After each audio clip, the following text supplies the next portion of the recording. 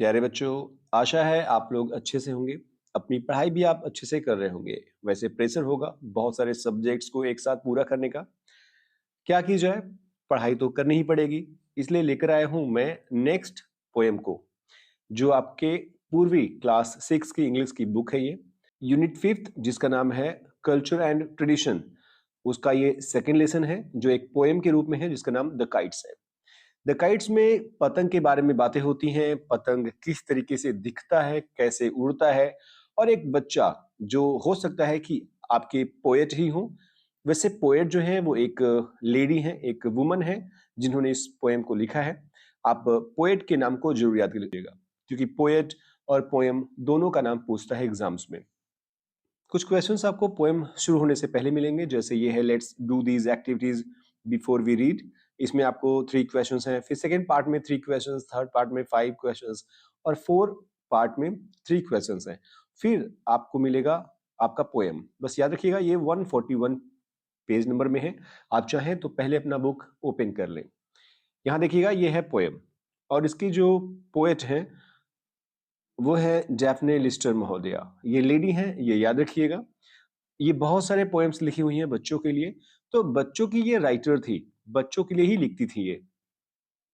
एक बात और आपको बता दूं मैं, इस पोएम में देखिएगा ध्यान से, तो ये 4 लाइन्स में बटा हुआ है। ये 4 लाइन्स है, फिर यहाँ आपको गैप दिखेगा, फिर आपको 4 लाइन्स है, फिर आपको यहाँ गैप दिखेगा। ऐसे ही आप अगर ध्यान से देखेंगे ना, तो ये 5 पार्ट में आपका डिवाइड है, जिसे हम स्टैंजा कहते हैं। तो ये स्टैंजा नंबर 1 है, ये 2 है, ये 3 है। इस तरीके से ये आपका 4 और 5 भी है ना? तो जो ये गैप है ना, ये बताता है कि ये अलग स्टैंजा है। स्टैंजा क्या होता है, कितने स्टैंजा हैं इसमें, राइमिंग स्कीम क्या है, फिगर ऑफ स्पीच क्या है इसमें, वर्ड मीनिंग क्या है, वो आपको पोएम में जब मैं समझाऊंगा लाइन बाय लाइन, तब आपको बता दूंगा। बस आपको यहाँ यही बताना था कि इसमें 5 स्टैंजा है। कैसे पता करते हैं स्टैंजा, वो आपको यहाँ मैंने बता दिया। तो चलते हैं, सबसे पहले पोएम कंफर्म करते हैं।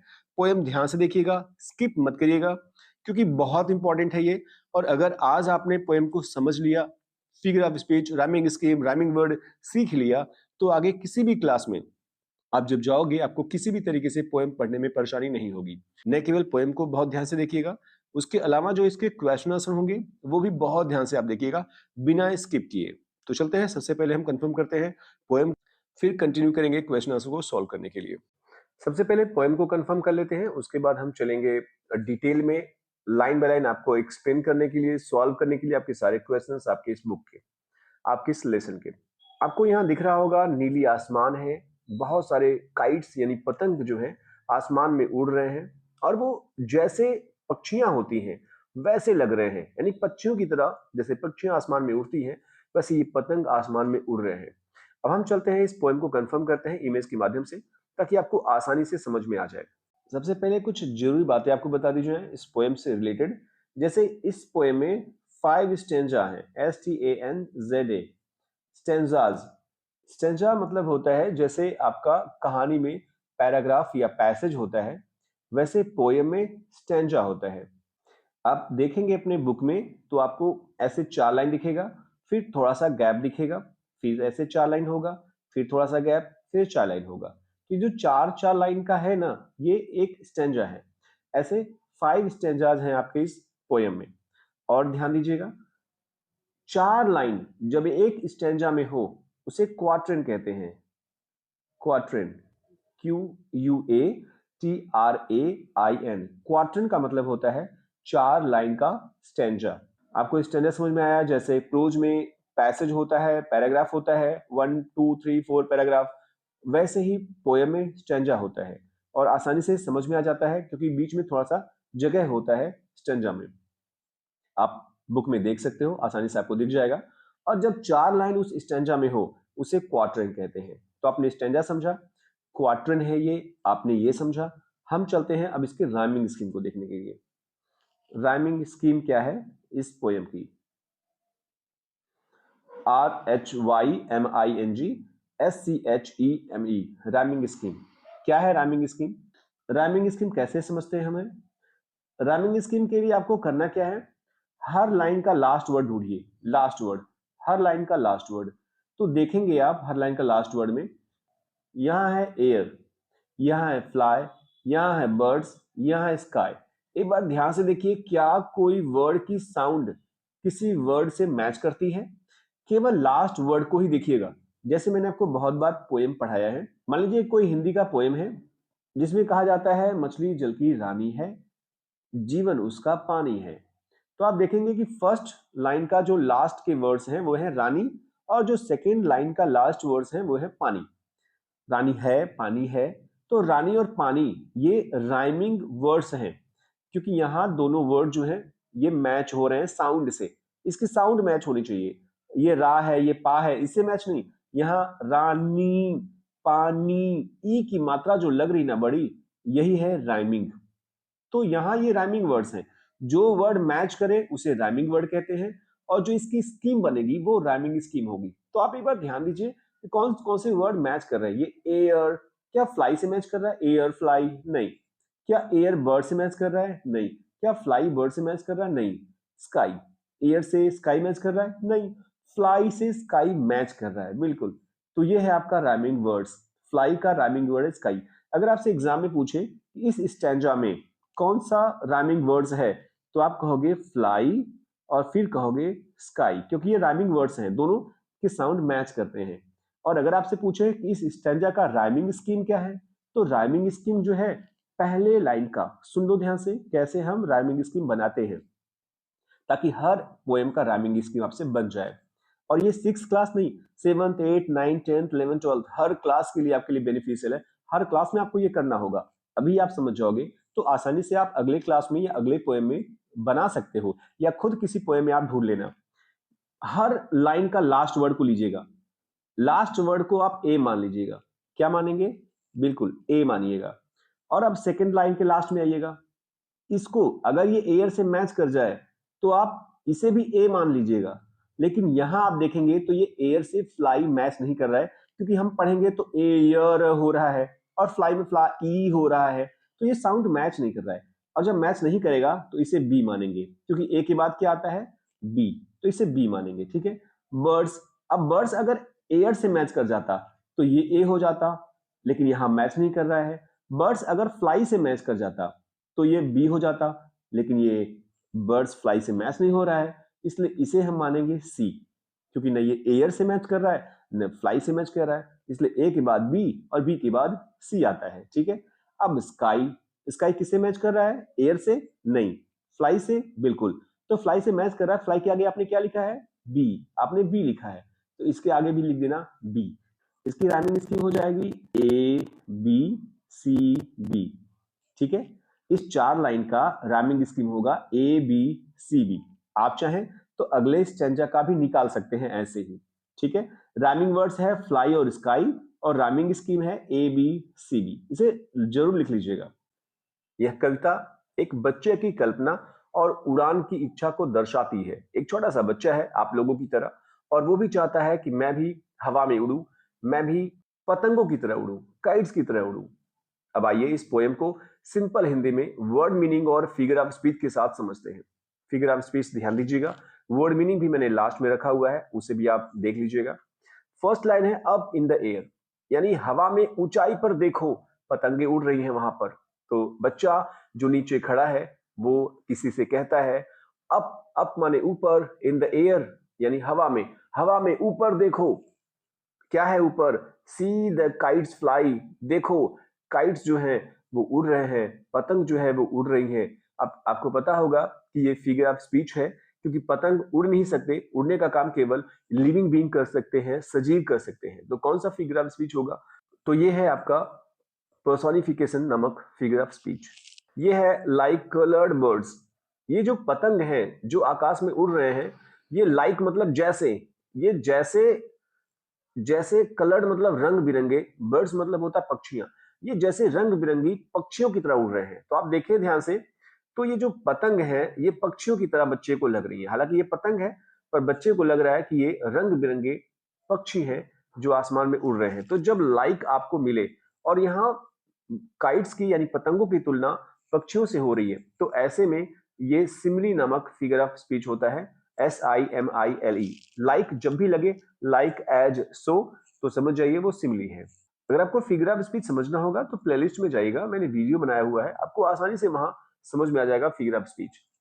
इन the wind whipped sky, wind whipped, wind मतलब हवा, वीप्ड मतलब होता है हवा से भरा हुआ, स्काई मतलब होता है आसमान। आसमान जो है वो हवा से भरा हुआ है, बहुत हवा बह रही है आसमान में। तो बच्चा कहता है ऊपर देखो हवा में पतंग जो है वो उड़ रही है जैसे रंग बिरंगे पक्षियों की तरह, और वो भी कहां, हवा से भरे हुए आसमान में। तेज हवाओं के आसमान में पक्षियों की तरह पतंगे उड़ रही हैं। यहां ध्यान दीजिएगा, यहां इस वर्ड में डब्लू, इस वर्ड में डब्लू दो बार रिपीट हुआ है ये, इसलिए ये है एलिट्रेशन नामक figure of speech. ALLITERATION, alliteration नामक फिगर ऑफ स्पीच। इसे हिंदी में अनुप्रास अलंकार कहते हैं। जैसे आपने सुना होगा, चंदू के चाचा ने चंदू की चाची को चांदनी चौक में चांदी के चम्मच से चटनी चटाई। जैसे इसमें च च लेटर की रिपीटेशन होती है बार बार। जब दो या दो से ज्यादा शब्दों का फर्स्ट जो लेटर है वो रिपीट हो, उसे एलिट्रेशन कहते हैं। बहुत ज्यादा डीप नहीं बता सकता आपको फिगर ऑफ स्पीच, टाइम ज्यादा लग जाएगा, इसलिए आप प्लेलिस्ट में जाकर के वीडियो देख लेंगे, आपको आसानी से समझ में आ जाएगा। हम चलते हैं नेक्स्ट स्टेंजा में। यहाँ राइमिंग स्कीम आप देखो एक बार, आपको शायद समझ में आ जाए। ये है स्मॉल, इसे ए बना लो। ये है एयर, इसे बी बना लो क्योंकि स्मॉल से मैच नहीं कर रहा है। ये है काइट, इसे सी कर लो क्योंकि ये भी स्मॉल एयर से मैच नहीं कर रहा है। ये है देयर, ये बी होगा क्योंकि एयर से देयर, एयर देयर ये मैच कर रहा है, इसलिए ये देखिएगा ध्यान से, ए बी सी बी। ऐसे ही राइमिंग स्कीम आपकी निकलती है और ये हर स्टेंजा में सेम होगी। अब देखते हैं इस स्टेंजा को। अब यहाँ पे जो बच्चा है, जो बच्चा पतंगों को उड़ते हुए, काइट्स को उड़ते हुए आसमान में देखता है, अब वो इच्छा व्यक्त करता है, उसी बड़ी इच्छा है। वो क्या कहता है? कहता I wish I were small, काश, आई विश का मतलब होता है काश, काश मैं छोटा बच्चा होता। चूंकि ये बड़ा हो गया है थोड़ा सा, तो ये कहता है काश मैं छोटा बच्चा होता। कल्पना कर रहा है, ध्यान दीजिएगा। और आई जो है ये छोटा सा बच्चा है, और हो सकता है कि ये आपकी राइटर भी हो, आपकी पोएट भी हो। आपके इस पोएम की जो पोएट है डैफ्ने लिस्टर, ये एक लेडी है, एक औरत है, और ये बच्चों के लिए कहानियां और कविताएं लिखती हैं। और इनका डेथ 2020 में, यानी 5 साल पहले इनका हो चुका है। डैफ्ने लिस्टर महोदय आपकी पोएटिस का, याद रखिएगा, आपके पोएम और पोएट का नाम भी एग्जाम में पूछता है, स्पेलिंग चेक कर लीजिएगा, आपकी बुक में लिखा होगा। तो चाहे वो पोएट हो जब वो छोटी थी, बच्ची थी, और चाहे ये किसी बच्चे के बारे में बात कर रही हो, ये कहती हैं कि जो बच्चा है वो कहता है आई विश, आई विश मतलब काश, आई वर स्मॉल मैं छोटा होता। यहां देखिएगा डब्लू और यहाँ डब्लू, विश में डब्लू, वर में डब्लू है, इसलिए ये क्या होगा? ये होगा एलिट्रेशन नामक figure of speech. Spelling check कर लीजिएगा। एंड लाइट एज एयर, यहां एज दिया है, आपको बताया था मैंने कि एज हो, लाइक हो, तो आप समझ जाएगा वो सिमिली है, SIMILE सिमिली, क्योंकि इसमें तुलना कर रहा है। ये बच्चा कहता है कि मैं लाइट होता, लाइट का मतलब होता है हल्का, एयर माने हवा, मैं हवा की तरह हल्का होता।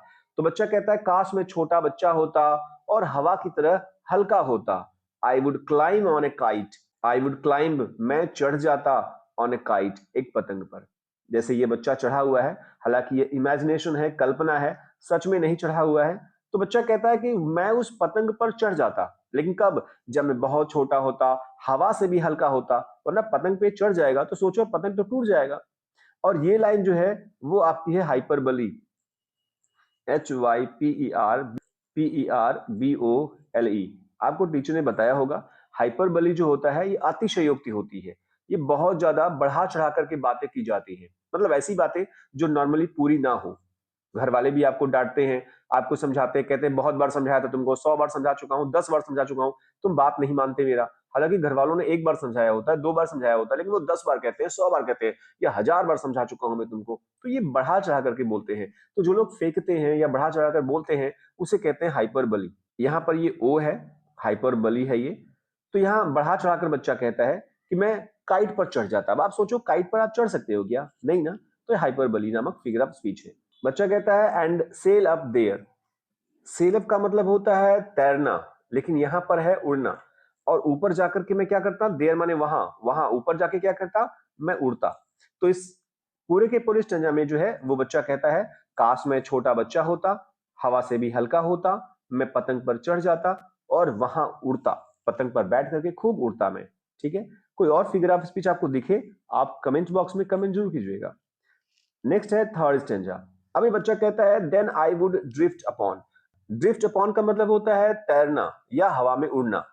तब मैं वहां जा करके क्या करता, हवा में तैरता। किस पर बैठ करके, द पेपर विंग्स, उस पतंग के, उस काइट के कागजी पंखों पर। जाहिर सी बात है कि पतंग जो है वो कागज का बनता है, पर यहाँ बच्चा उस पतंग को बर्ड की तरह बताता है, पक्षी की तरह। और पक्षी जो है वो कागज से बनता नहीं है, उसके तो पंख होते हैं। तो बच्चा कहता है कि मैं उस पतंग के कागजी या पेपर जैसे पंखों पर बैठ जाता एंड हियर द सॉन्ग्स, और गानों को सुनता, that the wild wing sings, जो वाइल्ड विंग गाते, यानी जो हवा गुनगुनाते ऊपर, जो हवा गाना गाते। भाई हवा गाने का मतलब है सर सर सर सर जो हवाएं चलती हैं, तो बच्चे को लग रहा है कि वो गाना गा रहे हैं। तो वाइल्ड का मतलब वैसे जंगली होता है, लेकिन यहाँ वाइल्ड का मतलब होता है अजीब सा, जो समझ में ना आए, क्योंकि आपको हवाओं की आवाज समझ में नहीं आएगी। लेकिन बच्चा कह रहा है कि मैं ऊपर जाता और उनके गानों को सुनता जो हवाएं गाती। अब आप सोचो, क्या हवाएं गाना गाएंगी? बिल्कुल नहीं। लेकिन यहाँ पर बच्चे को जो हवा के सरसराने की आवाज है, वो लग रहा है कि गाना गा रहा है वो हवा। इसलिए यहाँ पर पर्सोनिफिकेशन है, क्योंकि मानवीकरण किया गया है। हवा को ऐसे बताया गया है कि वो एक इंसान हो और वो इंसान की तरह गाना गाता है। तो ये विंड सिंग्स जो है, ये आपका पर्सोनिफिकेशन है, जिसे हिंदी में मानवीकरण कहते हैं। और ये पर्सोनिफिकेशन तब होता है जब किसी निर्जीव को सजीव की तरह बताया जाए। जैसे हवा गाना गाती है, या सूरज मुस्कुरा रहा है, या चांद शर्मा गया, या पेड़ झूमते हुए नाच रहे थे, या बारिश दरवाजा खटखटा रही थी, या नदी गीत गा रही थी, या तारों ने आंखें झपकाई, या पर्वत चुपचाप सोच में डूबा था, या घड़ी भाग रही थी, या धूप ने मुझे गले लगाया। तो ये सारे के सारे जो हैं, ये पर्सोनिफिकेशन है, क्योंकि हवा, सूरज, चांद, पेड़, नदी, इसमें इंसानों की तरह काम करने की आदत दिखाई जा रही है, जो कि ऐसा बिल्कुल होता नहीं है।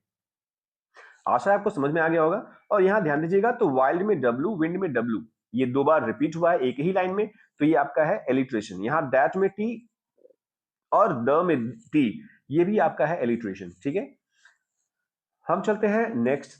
पोएट कहती हैं what fun it would be, कितना मजा आता। अब आप भी सोचो, बच्चों की तरह आप भी सोचो, कल्पना करो कि काश आप भी अगर हवा में उड़ते, उस पक्षियों के जैसे, उस बर्ड के जैसे पतंग पर अगर आप बैठे होते और आप गाना सुनते, आप मजे से हवा में उड़ते। सोचो क्या होता आपके साथ। तो यहाँ पे पोएट कहती हैं what fun it would be, कितना मजा आता। फन का मतलब मजा, कितना मजा आता। टू लुक राइट डाउन, ऊपर से नीचे देखने में। अब आप सोचो, आप हवा में उड़ते ऐसे अगर, तो ऊपर से नीचे देखने में कितना मजा आता। और क्या क्या देखते आप नीचे। यहाँ पर पोएट ने कहा है ओवर द पार्क, हम पार्क को देखते। ये जो पार्क है दिखेगा ऊपर से, अगर पार्क आप देखोगे कितना अच्छा लगेगा आपको। And the roof tops of town, roof tops का मतलब होता है छतें। किसकी छतें? शहर की छतें। आपको शहर की छतें, यहां ध्यान दीजिएगा, तो शहर के बहुत सारे घर दिख रहे हैं। तो इसका जो छत होता है, इसको बताया गया कि छतों को जब ये देखते ऊपर से, हवा में उड़ते हुए, जब ये बच्चा ऊपर से पार्क को देखता, ये छतों को देखता शहर के, तो कितना मजा आता। पूरा शहर ही अच्छा लगता जब ऊपर से ऐसे देखता ये। तो अगर इसमें देखें तो डब्लू में, यहाँ वाच में डब्लू और वुड में डब्लू जो है, ये आपका एलिट्रेशन नामक फिगर ऑफ स्पीच है। बहुत सारे फिगर ऑफ स्पीच है, पर आपको केवल 4-5 बताए जा रहे हैं जो अभी 6 के लिए इंपॉर्टेंट है। जैसे जैसे आप पढ़ते जाओगे या जैसे जैसे क्लास आपकी बढ़ती जाएगी, वैसे वैसे आपको फिगर ऑफ स्पीच ज्यादा बताया जाएगा, ताकि आपको अच्छे से समझ में आए। हम चलते हैं नेक्स्ट स्टेंजा में। यहाँ है द पीपल बिलो। अब ये बच्चा ऊपर है और ये नीचे लोगों को देख रहा है।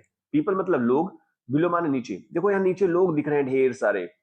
वुड स्टैंड एंड स्टेयर, बच्चा कहता है कि ये लोग खड़े हो जाते। स्टैंड माने खड़े हो जाते हैं, एंड स्टेयर और घूरते। भाई अगर मैं ऊपर नीले आसमान में उड़ता तो लोग क्या करते? लोग खड़े होकर के मुझे स्टेयर करते। स्टेयर माने घूरते। भाई आसमान में कोई उड़ रहा है बच्चा, और वो भी पतंग पे बैठ करके, ऐसा पतंग जो पक्षी की तरह दिख रहा हो, तो जाहिर सी बात है कि लोग उसको खड़े होकर के देखते, घूरते। एंड विश, और ये लोग भी इच्छा व्यक्त करते, देवर मी, कि काश हम भी उसकी तरह होते। दे माने ये लोग, जो लोग खड़े हैं, और मी का मतलब ये जो बच्चा है जो ऊपर बैठा हुआ है पतंग पर।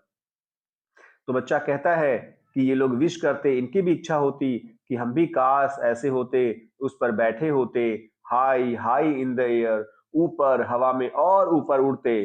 तो ये लोग भी सोचते कि हम भी ऊपर उड़ते, हवा में होते, इस बच्चे की तरह कितना मजा आता। तो बच्चा इस तरीके से सोच सोच के बहुत खुश है। हालांकि ये बच्चा नीचे ही है, हवा में नहीं उड़ रहा है, पर ये कल्पना है उसकी कि काश अगर ऐसा होता तो बहुत मजा आता। यहाँ अगर फिगर ऑफ स्पीच आप देखो, स्टैंड में एस आपको मिल रहा है, स्टेयर में एस मिल रहा है, और ये आपका है एलिट्रेशन। ऐसे विश में डब्ल्यू मिल रहा है, वर में डब्ल्यू मिल रहा है, ये है एलिट्रेशन। यहाँ हाई हाई दो वर्ड रिपीट हो रहे हैं, इसलिए ये आपका है REPETITION, यानी रेपिटेशन नामक फिगर ऑफ स्पीच। जब वर्ड रिपीट करे तो रेपिटेशन, और जब लेटर रिपीट करे तो एलिट्रेशन। इस तरीके से ये पोएम खत्म होता है। हम चलते हैं, कंफर्म करते हैं क्वेश्चन आंसर को, और एक एक क्वेश्चन आंसर ध्यान से सुनिएगा। केवल स्क्रीनशॉट लेकर के आप लिखना मत शुरू कर दीजिएगा, सुनिएगा, क्योंकि सुनने के बाद ही आपको क्वेश्चन समझ में आएगा कि क्या पूछ रहा है, और आंसर समझ में आएगा कि क्या लिखना है। क्योंकि जरूरी नहीं कि एग्जाम में आप रट के जा पाओ, रटना बहुत आसान नहीं है। इसलिए जब आप सुनोगे ध्यान से मुझे, तो आप बना करके लिख सकते हो, हिंदी से इंग्लिश में ट्रांसलेट करके लिख पाओगे। इसलिए सुन करके ही आप लिखिएगा, पूरा का पूरा क्वेश्चन आंसर ध्यान से सुनिएगा और फिर लिखिएगा। आशा है आपको पोएम समझ में आ गया होगा। अब ध्यान से देखते हैं 141 पेज में आप फिर से आ जाइएगा। सबसे पहले तो मैं आपको कुछ वर्ड मीनिंग्स दे दूं। जो पोएम का वर्ड मीनिंग्स छूटा हुआ था वो मैं आपके लिए यहाँ लाया हूँ। एक बार आप इसे ध्यान से देख लीजिए, अपनी कॉपी में लिख लीजिए या पेंसिल से अपने बुक में लिख लीजिए, ताकि आपको हर एक वर्ड की मीनिंग समझ में आए। ये इंग्लिश में लिखी हुई है, ये हिंदी में लिखी हुई है, जिसमें भी आप अच्छा समझे खुद को, जिसमें आपको कंफर्टेबल फील हो, आप उसमें लिख सकते हैं। फिगर ऑफ स्पीच यहाँ ध्यान दीजिएगा। इस पोएम में बेसिकली वैसे तो और भी फिगर ऑफ स्पीच आए हुए हैं, मेटाफर भी आया हुआ है, पर सिमिली, पर्सोनिफिकेशन, इलिट्रेशन, हाइपरबोली ये इसमें मेनली यूज हुआ है। और चूंकि आपके सिलेबस में सिमिली, पर्सोनिफिकेशन और इलिट्रेशन ये तीन ही दिया है आपके सिलेबस में, फिर भी आप थोड़ा सा और भी ज्यादा जानिए, ताकि आपको और भी आसानी से पोएम समझ में आए। और जो कि नेक्स्ट क्लास में जब आप जाएंगे तो दो चार और आपको फिगर ऑफ स्पीच मिल जाएगा। तो अभी से अगर आप तैयारी रखेंगे ना, पढ़े रहेंगे थोड़ा थोड़ा, तो अगली क्लास में आपको कोई परेशानी नहीं होगी। तो आपको यहाँ 4 फिगर ऑफ स्पीच बताए गए हैं इस पोएम में। एक और फिगर ऑफ स्पीच आपको बताया गया है जिसका नाम मेटाफर है। बस ये ध्यान दीजिएगा, सिमिली और मेटाफर में थोड़ा सा अंतर होता है। सिमिली में जहां एज, लाइक या सो पाया जाता है, अगर ये पाया जाए किसी पोएम में, तो 90% चांस है कि वो सिमिली होगा। 10% हो सकता है वो ना हो, उसके भी कुछ अपवाद होते हैं, कुछ एक्सेप्शन होते हैं, जो आपको डिटेल में बताया है मैंने। प्लेलिस्ट वीडियो में आप जाइए, वहां आपको फिगर ऑफ स्पीच का दिया है, आसानी से आपको वहां समझ में आएगा। तो मेटाफर जो है, मेटाफर में यही एज, लाइक, सो नहीं होता है, ठीक है। जैसे तुम चांद की तरह हो, तो ये सिमिली है। पर अगर कहा जाए तुम चांद हो, तो वो मेटाफर है, क्योंकि इसमें तरह से, जैसे, लाइक, सो, एज नहीं होता है। आप वीडियो में जाइएगा, आपको आसानी से समझ में आ जाएगा। अब चलते हैं क्वेश्चन आंसर को कंफर्म करते हैं। सबसे पहले फर्स्ट क्वेश्चन ध्यान दीजिएगा, कोई भी स्किप नहीं करेगा, नहीं केवल स्क्रीनशॉट लेकर के लिखना शुरू कर दोगे। एक बार ध्यान से सुनना, क्वेश्चन आंसर जब समझ में आएगा ना, तभी आसानी से लेसन कंफर्म होगा और तभी आसानी से एग्जाम में लिख पाओगे। इसलिए बहुत ध्यान से इसे देखना। क्वेश्चन नंबर 1 है, answer the following questions and share them with your teacher and classmate. तो सबसे पहले आप करोगे क्या, आप नीचे जो क्वेश्चन है उसे पढ़िए और आंसर अपने टीचर को, अपने क्लास के बच्चों से शेयर कीजिए। जैसे ए है, have you ever phloem a kite. Phloem माने उड़ाया, तो क्या आपने कभी पतंग उड़ाई है। और सीन या देखा है, समवन फ्लाई इट, किसी को उड़ाते हुए देखा है आपने, या तो आपने पतंग उड़ाई है और या किसी को उड़ाते हुए देखा है। अगर आपने ऐसा किया है तो बताइए कहाँ देखा है आपने या कहाँ उड़ाया है आपने। व्हेन यानी कब उड़ाया है आपने या कब देखा है आपने किसी को उड़ाते हुए। तो ये आंसर है आपका, ये 141 पेज का है, यानी पोएम से पढ़ने के पहले का था। हालांकि मैं आपको पहले पोएम पढ़ा चुका हूं, तो आसानी से आपको ये समझ में आएगा। अब ये आपके आंसर हैं, एक बार आंसर चेक कर लीजिएगा। मैं आपको आंसर की हिंदी बता दूं, अगर ये 2 लाइन आपको लिखना नहीं है, बस आपको यहाँ ये बताया जा रहा है कि अपनी एक्टिविटी परफॉर्म कीजिए और अपने जो भी आपको पता है उसे शेयर कीजिए, अपने एक्सपीरियंसेस को अपने क्लास में। लिखना कहाँ से है, आपको लिखना है यहाँ से। क्या लिखना है, on the occasion of Republic Day, यानी कि गणतंत्र दिवस के दिन, our society organises the kite festival in our community park. हमारी जो सोसाइटी है ना, उसमें हर साल गणतंत्र दिवस पर पार्क में पतंग उड़ाने का उत्सव होता है। ऐसा मैंने लिखा है। आपके अकॉर्डिंग क्या है? आपने पतंग उड़ाया है तो कहाँ उड़ाया है? अपने घर के छत पर उड़ाया है? कब उड़ाया है? ये आप अपने तरीके से लिख सकते हो आंसर को। पर याद रखिएगा, थोड़ा-सा ग्रामर, थोड़ा-सा वोकैब्स अगर आप अच्छे से फॉलो करते हो रूल, तो आप आसानी से लिख सकते हो। आप चाहें तो आप इसे जो मैंने लिखा है, आप इसे लिख सकते हैं। तो मैंने क्या लिखा है? लास्ट ईयर, पिछले साल it was memorable for me, यानी कि मेरे लिए ये बहुत ही यादगार था। As I also participated in it, क्योंकि मैं भी इसमें पार्टिसिपेट किया था। मैं भी पार्टिसिपेट किया था काइट फेस्टिवल में, जो हमारे कम्युनिटी पार्क में ऑर्गेनाइज़ किया गया था। और क्या हुआ फिर? The sky was filled with colourful kites. आसमान में बहुत सारे रंग बिरंगे पतंग भरे हुए थे। And people were enjoying the activity with their families. और लोग आनंद ले रहे थे इस एक्टिविटी का, पतंग उड़ाने के एक्टिविटी का, अपने परिवार के साथ एंड फ्रेंड्स और दोस्तों के साथ। The festival usually takes place in January. Festival जो है वो जनवरी में होता है। जनवरी में ही आपका रिपब्लिक डे होता है, मकर संक्रांति होती है, तो लगभग जनवरी के ही आसपास ये सब होता है, पतंग उड़ाने का festival. And it was a bright sunny day perfect for kite flying. और दिन साफ था, रोशनी से भरा हुआ था, आसमान साफ था, बिल्कुल सुहावना था। और ये परफेक्ट था काइट फ्लाइंग के लिए। मतलब बादल नहीं था, बारिश नहीं हो रही थी, ठंडी बहुत ज्यादा नहीं थी, इसलिए बहुत मजा आया उस समय उड़ाने में। मैं इसलिए आपको हिंदी समझा रहा हूं ताकि आपको क्वेश्चन आंसर दोनों समझ में आए, और एग्जाम में जब पूछे तो आप अपने तरीके से भी आंसर बना सको।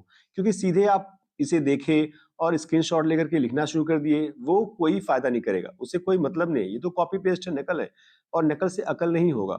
इसलिए आप इसे देखिए, सुनिए और समझिए। जैसे सेकेंड क्वेश्चन है आपका, डिस्क्राइब द काइट। आपको काइट को डिस्क्राइब करना है, पतंग के बारे में थोड़ा बताना है। जैसे कलर कौन सा था, शेप यानी कौन से आकार का था, डिजाइन ऑफ टेल यानी पूंछ का डिजाइन क्या था उस पतंग का, एंड एनी अदर डिटेल। और अगर दूसरा भी कोई डिटेल आपको पता हो पतंग के बारे में, तो आप यहाँ पर शेयर कीजिए। जैसे यहाँ शेयर किया गया है, keeping the patriotic spirit in our mind and soul, the kite I remember from the festival was quite vibrant. यानी उस दिन जो मैंने पतंग उड़ाई थी, वह फेस्टिवल के अकॉर्डिंग यानी पैट्रियोटिक स्पिरिट के कारण, क्योंकि गणतंत्रता दिवस था, रिपब्लिक डे था, तो उस समय जो कलर भी चूज किया गया था ना, वो पैट्रियोटिक कलर था।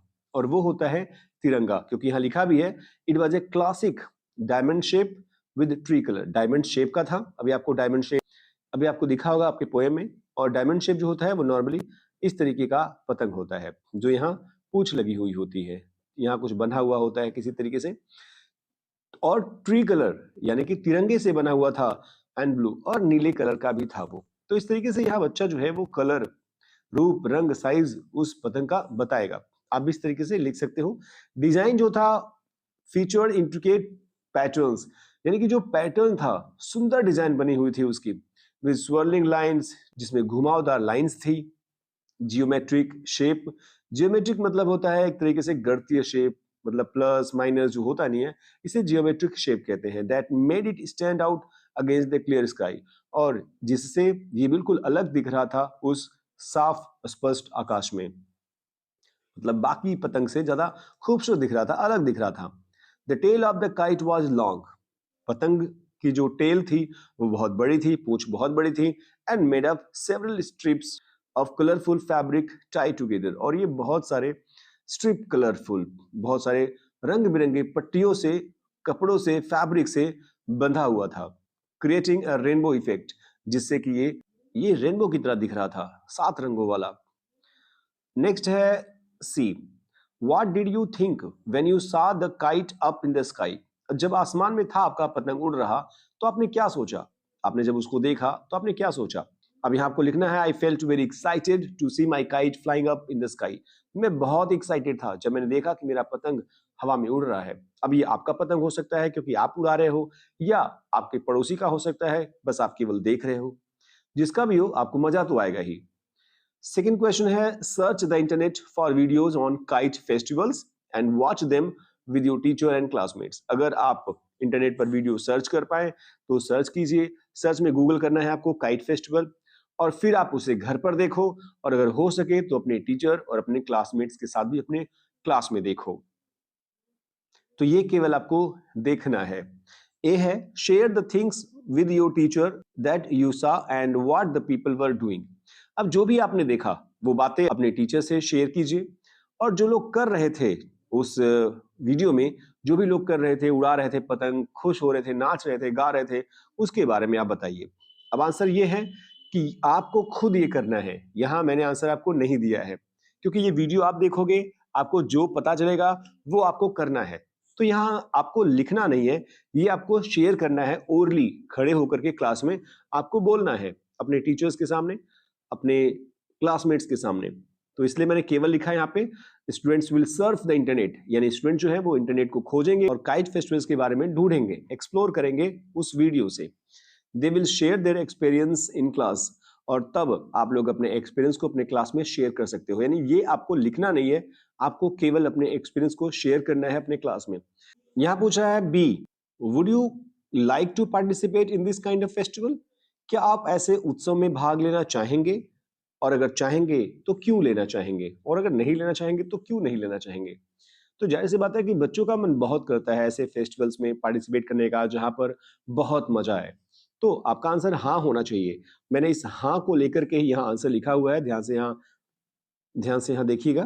तो यहाँ लिखा है यस, हाँ, मैं ऐसे फेस्टिवल में, ऐसे उत्सव में जरूर भाग लेना चाहूंगा। लिखा है I would love to participate in this kind of festival.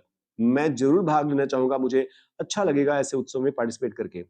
Next है kite flying is not only a fun activity, क्योंकि काइट फ्लाइंग, पतंग उड़ाना, केवल एक मजेदार एक्टिविटी नहीं है, but also a way to connect with friends, family and the community. इससे हम अपने दोस्तों से जुड़ते हैं, परिवार से जुड़ते हैं, और अपने समुदाय से, अपने आसपास के अपने पड़ोसियों से जुड़ते हैं, क्योंकि हम उनके साथ पतंग उड़ाना शुरू करते हैं इस फेस्टिवल में। Participating in such a festival allows me to experience cultural traditions, enjoy the outdoors and create wonderful memories. अगर आपको पढ़ना नहीं आता है सही से, आप मेरे साथ पढ़िए, पढ़ना भी आ जाएगा और समझने की कोशिश कीजिए, हर एक वर्ड को मीनिंग भी आपको आ जाएगी, और लिखेंगे तो आप है ही। तो यहाँ बताया जा रहा है कि ऐसे फेस्टिवल में पार्टिसिपेट करने से मुझे बहुत सारे कल्चरल ट्रेडिशन के एक्सपीरियंस मिलते हैं। जो भी हमारा सांस्कृतिक परंपरा है, हमें उसके बारे में थोड़ा जानकारी मिलती है। हम मजे लेते हैं, बाहर जाके गेम खेल लेते हैं। एक तरीके का जो गेम होता है हम बाहर खेलते हैं, वैसा एक काइट फेस्टिवल भी है। हम बाहर जाके पतंग उड़ाएंगे, लोगों से बातें करेंगे, लोगों के बारे में, पतंग के बारे में जानेंगे, अपनी परंपराओं के बारे में जानेंगे, और हम वंडरफुल मेमोरीज बनाएंगे। बचपन की यादें बहुत इंपॉर्टेंट होती हैं। बाद में हम इसी को सोच करके काश वाली वर्ड यूज करते हैं, काश हम बचपन में होते, काश हम बच्चे होते, वही पतंग उड़ाया करते जो हम अपने गलियों में, अपने घर पर, छतों पर दोस्तों के साथ उड़ाया करते थे। क्योंकि वो जो मोमेंट है ना बेटा, वो दोबारा लाइफ में मिलेगा नहीं। तो ये जो पल है तुम्हारा जो जी रहे हो, ये दोबारा लाइफ में आने वाला नहीं है। इसलिए इस मोमेंट को, हर एक पल को मजेदार ढंग से जियो, बिना किसी लड़ाई झगड़े मारपीट के। क्वेश्चन सी है what kind of kite would you like to fly? आप कैसी पतंग उड़ाना चाहेंगे? किस तरीके का पतंग हो, वो साइज क्या हो, शेप क्या हो, कुछ ऐसा पूछ रहा है राइटर। तो क्वेश्चन आप जरूर समझ जाइए, ताकि आप आंसर कुछ लिख पाओ। अगर आप रट नहीं पाते हो तो वैसे भी रटना बहुत अच्छा नहीं होता है। मैंने लिखा है I would like to fly a dragon shaped kite. मैं ड्रैगन शेप काइट को उड़ाना पसंद करता हूँ। इट वुड लार्ज, क्यों उड़ाना चाहता हूं मैं ये ड्रैगन शेप्ड काइट? क्यों डायमंड शेप काइट नहीं उड़ाता हूं मैं? इट वुड बी लार्ज, क्योंकि ये बहुत बड़ा होगा। With vibrant green and gold colours, जिसमें बहुत ही रंग बिरंगे कलर होंगे, जिसमें मेनली आपका ग्रीन और गोल्ड कलर होगा। And designed to look like a mythical dragon, और ऐसा डिजाइन होगा मानो लगेगा कि वो पौराणिक कोई ड्रैगन है, सच में कोई ड्रैगन उड़ रहा हो आसमान में, ऐसा मुझे लगेगा, या ऐसा लोगों को लगेगा। This kite would be eye catching, और ये आई कैचिंग होगा, यानी लोग देख रहे हैं अगर तो देखते रह जाएंगे। एंड यूनिक, ये अद्वितीय होगा। इसके अलावा कोई भी पतंग आसमान में वैसा बिल्कुल नहीं दिखेगा जैसे ये वाला दिखेगा, इसलिए लोग इसी को देखते रह जाएंगे। मेकिंग इट स्टैंड आउट, बिल्कुल अलग दिखेगा among the others in the sky. जो दूसरे आसमान में उड़ रहे हैं पतंग, उनसे बिल्कुल अलग दिखेगा ये। थर्ड क्वेश्चन है look at the picture and complete the sentences. नीचे एक पिक्चर है, इसे देखिए और आपको आंसर देनी है। जैसे यहाँ लिखा है share your responses with your teacher. अब अपने रिस्पॉन्स को अपने टीचर से शेयर कीजिए। जैसे आप देख रहे हो यहाँ, तो एक लड़की छोटी सी है जो पतंग को नीले आसमान में उड़ा रही है। यहाँ कुछ पक्षियां भी उसे दिख रहे हैं। ध्यान दीजिए करना क्या है हमें। यहाँ पे एक बॉक्स बनाया है जिसमें कुछ वर्ड्स हैं, जैसे विंडी। विंडी माने होता है हवादार, काइट पतंग, फ्लाइंग उड़ाना, बर्ड्स पक्षियां, स्काई आसमान, लुकिंग देखना, हैज रिबन्स यानी कि जिसमें रिबन होना, रिबन धागे, पट्टा, ऐसा कुछ होता है ये रिबन। अब आपको करना क्या है, ध्यान से देखिए, ए वाला, I can see dot dot dot, यहाँ कुछ लिखना है, फिर डॉट डॉट डॉट कुछ यहाँ लिखना है, and dot dot dot in the picture. अब आप क्या देख सकते हो इस पिक्चर में, अब आप पिक्चर को देखिए और बताइए आपको क्या क्या दिख रहा है। तो आपको काइट्स दिख रहा है, बर्ड्स दिख रहा है और आसमान नीला सा दिख रहा है। तो ये 3 वर्ड आपको जो बोल्ड लेटर में लिखा है मैंने, वो यहाँ फिल कर देना है विद पेंसिल अपने बुक में। B, the weather in the picture is, इस पिक्चर में, इस चित्र में मौसम कैसा दिख रहा है आपको, तो आपको यहाँ लिखना है विंडी। मौसम जो है विंडी है यानी हवादार है, यानी आपको शब्द जो है ना वो इसी में से लेने हैं, कहीं बाहर से नहीं बनाना है। अब आप देखिए C, the kite is dot dot high in the sky, kite जो है, पतंग जो है वो आसमान में बहुत ऊंचा क्या उड़ रहा है, फ्लाइंग, ठीक है। उसी बॉक्स से वर्ड आपको उठाना है। डी है, the child is dot dot dot from below, बच्चा क्या है, बच्चा लुकिंग फ्रॉम बिलो, वो नीचे से देख रहा है, भाई नीचे से ही उड़ा रहा है पतंग को, तो बच्चा नीचे से देख रहा है। जबकि आपने पोएम में देखा था कि बच्चा ऊपर से देख रहा था क्योंकि वो पतंग पर बैठा था। लेकिन सच्चाई तो ये है कि यहाँ जो लड़की है, जो बच्ची है, जो चाइल्ड है, वो नीचे से देख रही है ऊपर की तरफ, क्योंकि पतंग उसका ऊपर उड़ रहा है। जैसे आप उड़ाते हो तो ऊपर देखते हो पतंग को। ई जो है लास्ट है ये, the tail of the kite, जो काइट की पूंछ है वो कैसी है, तो लिखा है the tail of the kite has ribbons, उसमें रिबन बंधे हुए हैं। अब क्वेश्चन नंबर 4 है, नाउ थिंक एंड आंसर, अब आप सोचिए और उत्तर दीजिए। जैसे ए है, list 2 more things that you want to add to the picture, अगर आपको 2 और चीजें जोड़नी हो इस पिक्चर में तो आप क्या जोड़ना चाहोगे। आपने जो देखा वो तो आपने जोड़ लिया, लेकिन अब आप और क्या देखते हो या आपको और क्या लग रहा है कि आपको जोड़ना चाहिए। तो मैंने यहाँ आंसर के रूप में रखा है सन। भाई आप दिखा सकते हो कि आसमान में सन भी होता है और आते जाते हो सकता है कि एरोप्लेन भी उड़ता हो। आप उड़ा रहे हो पतंग, आपको दिख गया कि एरोप्लेन भी उड़ रहा है, तो आसमान में आपके सूरज भी होता है, हवाई जहाज भी होता है। आप इसे भी लिख सकते हो। आपको और कुछ लग रहा है कि लिखना चाहिए जो आसमान में होता है या जब आप पतंग उड़ाते हो तो दिखता है, आप वो 2 वर्ड यहाँ लिख सकते हो। अब हम चलते हैं नेक्स्ट क्वेश्चन में। ये बी है, इसमें कहा जा रहा है इफ आई वर, यहाँ ध्यान दीजिएगा ग्रामर में, पोएम में मैंने आपको बताया नहीं, आई के साथ वाज लगता है लेकिन यहाँ वर लग रहा है। जब आई के साथ वर लग जाए तो आप समझ जाओ इसका मतलब होता है काश, काश मैं, ठीक है। इसका मतलब होता है काश मैं। आई वाज अगर होता तो होता मैं था, पर आई वर का मतलब होता है काश मैं। तो यहाँ बच्चा कह रहा है if I were the child, काश मैं लड़का होता, बच्चा होता छोटा सा। I would dot dot dot, तो मैं क्या करता, I would love to play with the birds, तो मैं पक्षियों के साथ खेलना पसंद करता। अब तुम्हें क्या लगता है, तुम क्या करते अगर तुम छोटे बच्चे होते, तो अभी क्लास 6 में हो, 10 11 12 साल के हो, अगर तुम 4 5 साल के होते तो क्या करते, जो करते वो यहाँ लिख सकते हो, पर वो काइट लेसन से रिलेटेड होना चाहिए आंसर। नेक्स्ट है आपका C, if I were the kite, अब मान लो तुम पतंग होते तो क्या करते, आई वुड, तो क्या करते, लव टू फ्लाई हाई, तो मुझे मजा आता, मैं खूब ऊंचाई पर उड़ता अगर मैं पतंग होता तो। ये एक इमेजिनेटिव क्वेश्चन है, एक ऐसा क्वेश्चन जो आपको सोचने पर मजबूर करता है कि आप कितना सोच सकते हो। अब देखिएगा 142 में आपका पोएम है। अब हम चलते हैं 143 में, लेट्स डिस्कस।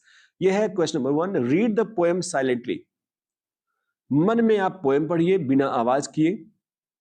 अब जैसे जैसे आप पढ़ रहे हो, mark the given statements as true और फॉल्स। अब आप बताइए इसमें कौन सा ट्रू है और कौन सा फॉल्स है। आपने पोएम पढ़ लिया, अब आपको पता चल गया होगा। जैसे ए है, the child is looking at the kites, बच्चा जो है वो पतंग को देख रहा है।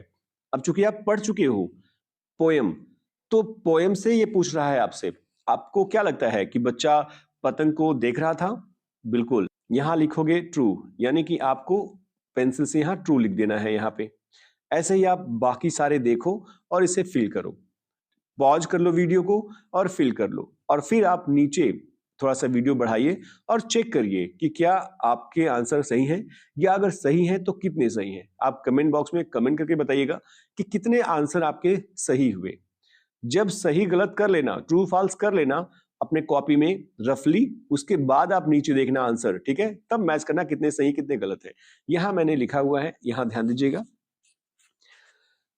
बहुत सारी जगह इसे ट्रू लिखा गया है, पर यहाँ फॉल्स है ये, क्योंकि काइट जो है वो क्लॉथ और प्लास्टिक से नहीं बना है। पोएम में ये क्लॉथ और प्लास्टिक का जिक्र नहीं किया गया है, तो आप इसको ट्रू नहीं लिखोगे।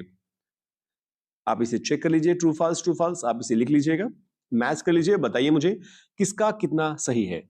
क्वेश्चन नंबर 2 है कंप्लीट द फॉलोइंग सेंटेंसेस। अब आपको कंप्लीट करना है सेंटेंस। ए है the poet says that the kites are like coloured birds. Poet कहता है या पोएट कहती है, जो ये लेडी है, कि पतंग जो है ये वैसे लगते हैं जैसे कि रंग बिरंगे पक्षियां। अब क्या करना आपको है, ये आपके पोएम में है, see the kites fly like coloured birds in the sky. आप पोएम में देख लीजिएगा, ये यही लाइन लिखा हुआ है। The kites have been compared to, पतंग की तुलना किससे हो रही है, आपको पता है, यहाँ बी लिख दिया गया है। अब आपको यहाँ आगे 1 2 3 4 डॉट हैं, यानी आपको 4 लेटर भरने हैं। तो आपको पता है कि काइट की तुलना बर्ड्स से की जा रही है, यहाँ पे आपको IRDS लिख देना है, IRDS लिख देना है, ठीक है। और आगे लिखा है बिकॉज, क्यों क्यों तुलना की जा रही है, क्योंकि दे मतलब काइट्स और बर्ड्स, क्योंकि ये दोनों जो है ना, ये फ्लाई इन द स्काई, दोनों आकाश में उड़ते हैं, काइट्स भी और बर्ड्स भी, है ना। तो ऐसे आपको ये फील कर देनी है, पेंसिल से ही कर लेना आप। बी है the child wishes to be like air. बच्चा जो है वो चाहता है कि वो हवा की तरह हो जाए, हल्का हो जाए। और ये लाइन आपको पोएम में दिखेगा, जहां पर लिखा है कि बच्चा चाहता है कि वो हवा की तरह हल्का हो जाए।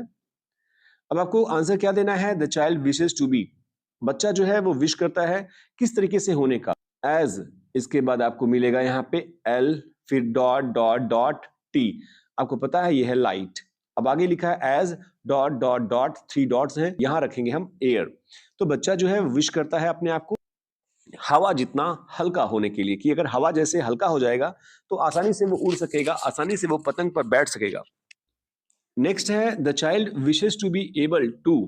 अब बच्चा जो है वो विश करता है, चाहता है वो कि वो कैसे हो जाए, टू, सी के बाद डॉट डॉट एम डॉट, यानी कि क्लाइंब आपको लिखना है, क्योंकि वो बच्चा चाहता है कि वो काइट पर बैठ जाए, कोशिश करे वो चढ़ जाए काइट पर और फिर उड़े।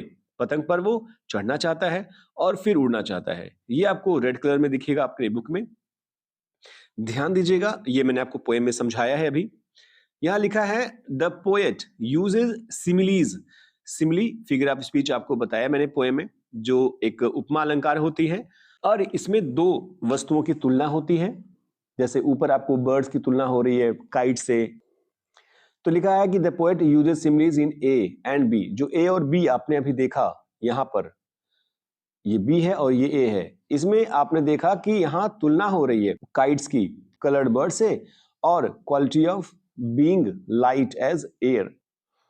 The poet uses like and as to compare. Poet जो है इस पोएम में लाइक और एज का यूज करती है कंपेयर करने के लिए। मैंने भी आपको बताया लाइक और एज का यूज होता है, जिसमें सो भी कभी कभी लग जाता है, SO सो भी। अब पूछा जा रहा है, do you think that the use of similes in this poem helps us imagine better when we read the poem.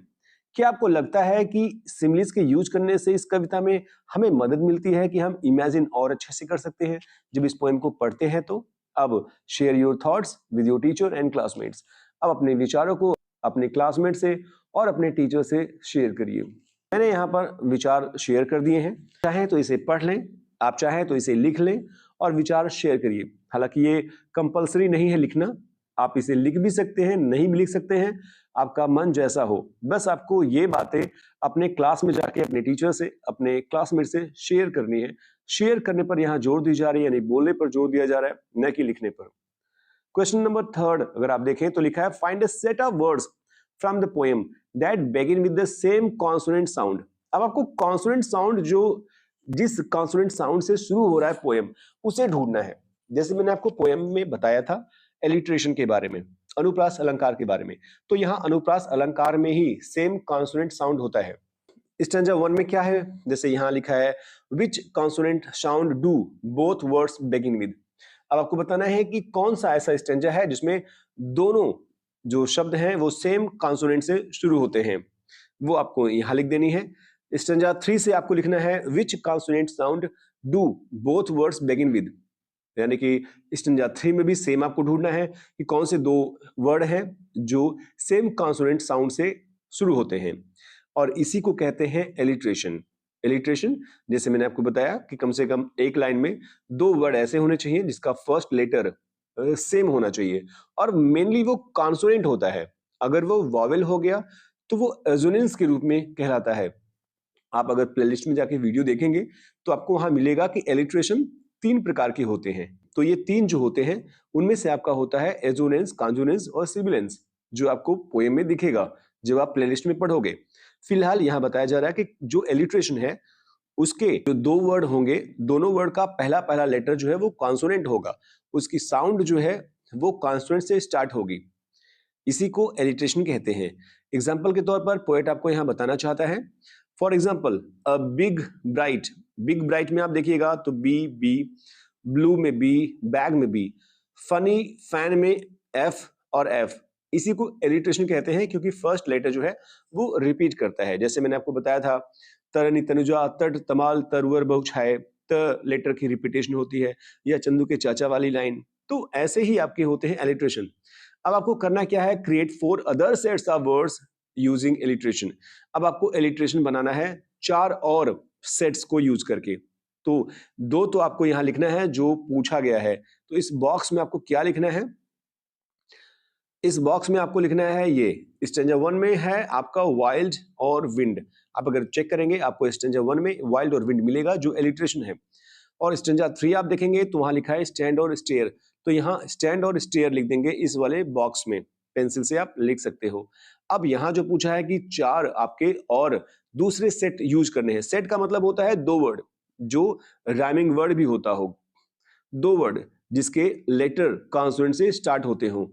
जैसे अब मैंने यहाँ आंसर दिया है, जैसे बाउंसिंग बैलून बीबी, ब्राइट बर्ड बीबी, फिर आ गए यहाँ डस्टी डॉन में डीडी, ड्रीमी डेज में डीडी, फिर नेक्स्ट आपका है स्वीट स्माइल्स में एस एस, सिल्वर स्टार में एस एस, काम कैट में सीसी, क्रिस्प और क्रैकर्स में सीसी। तो ऐसे ही जब कॉन्सोनेंट रिपीट होता है ना, वो होता है एलिट्रेशन। आशा है आपको एलिट्रेशन समझ में आ गया होगा, हालांकि मैंने पोएम में आपको पहले से ही समझा दिया था। अगर परेशानी हो, समझ में ना आए तो प्लेलिस्ट में जाके वीडियो देख लेना, उसके बाद ना समझ में आए तो आप एक बार कमेंट जरूर कर लीजिएगा। हालांकि ऐसा बिल्कुल नहीं होगा कि आपको समझ में ना आए। क्वेश्चन नंबर 4 है इन द लास्ट स्टंजा, आपको 5वें स्टंजा की बात कर रहा है, 5th स्टंजा की। The 2 words that the poet repeats are, कौन से 2 वर्ड हैं जो पोएट रिपीट करता है? तो आपको पता है कि वो रिपीट करता है हाई हाई। आपको मिलेगा पोएम के लास्ट लाइन में हाई हाई करके जो रिपीट करता है। To tell us that the kite is, ये बताने के लिए रिपीट करता है कि पतंग जो है वो उड़ रहा है कैसा, dot dot dot why last में लिखा है। तो क्या है, वेरी, VERY। बताना चाहता है पोएट की बहुत ऊपर, बहुत ऊंचाई पर उड़ रहा है पतंग, इसलिए वो हाई हाई का यूज किया है 2 बार। क्वेश्चन नंबर 5 है study each stanza and underline the rhyming words. आपको ये बता चुका हूं मैं पोएम में, एक बार यहां फिर से सुन लीजिए। हर स्टैंजा, स्टैंजा 1 2 3 4 5, आप पांचों स्टैंजा पढ़िए और जहां आपको राइमिंग वर्ड्स मिले हर एक स्टैंजा में वो आपको यहां लिखना है, ठीक है। और सर्कल करनी है the end words in the stanzas that do not rhyme.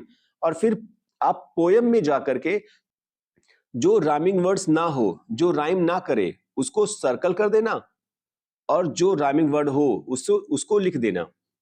तो आप देखोगे पोएम में जाकर के तो आपको ए बी सी बी की राइमिंग स्कीम है, तो ए और सी ये मैच नहीं कर रही है, इसको सर्कल कर देना, और बी और बी मैच कर रही है तो उसे यहां लिख देना, जो मैंने यहां लिख दिया है। स्टैंजा 1 में फ्लाई और स्काई मैच कर रहा है, ये राइमिंग वर्ड्स है, इसे लिख दिया है मैंने। स्टैंजा 2 में एयर और देयर मैच कर रहा है, इसे लिख दिया। तो जो मैच कर रहा है वो यहां लिख दिया, जो मैच नहीं कर रहा है वो बुक में आप पेंसिल से सर्कल कर दीजिएगा उन वर्ड्स को। स्टैंजा नंबर 3 में देखिएगा विंग्स है, सिंग्स है। स्टैंजा नंबर 4 में डाउन है, टाउन है, इसे लिख लीजिएगा। स्टैंजा नंबर 5 में स्टेयर है, एयर है ना। आसान है ना इतना? आपको ये आसान लगेगा क्योंकि आपने पोएम अच्छे से पढ़ा है इसलिए।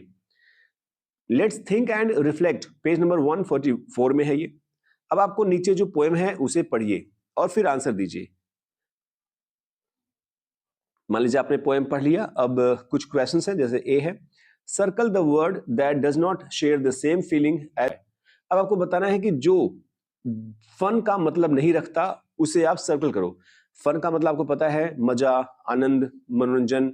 तो जो अर्थ, जैसे यहां जॉय है एक्साइटमेंट है, केयर है, हैप्पीनेस है।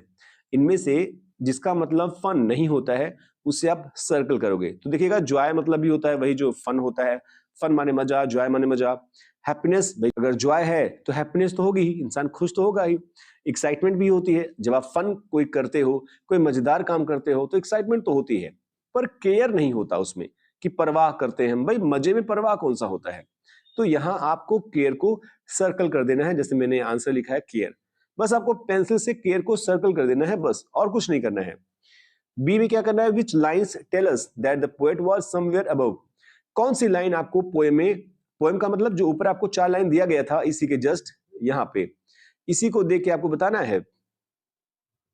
तो बी है कि कौन सी लाइन आपको बताती है कि पोएट जो है वो ऊपर था। तो आपको पता ही है कि पोएट जो है वो काइट पर बैठा था, या जो बच्चा है वो काइट पर बैठा था। तो कैसे पता चलता है कि वो ऊपर है, तो ये पता चलता है इस वर्ड से, टू लुक राइट डाउन।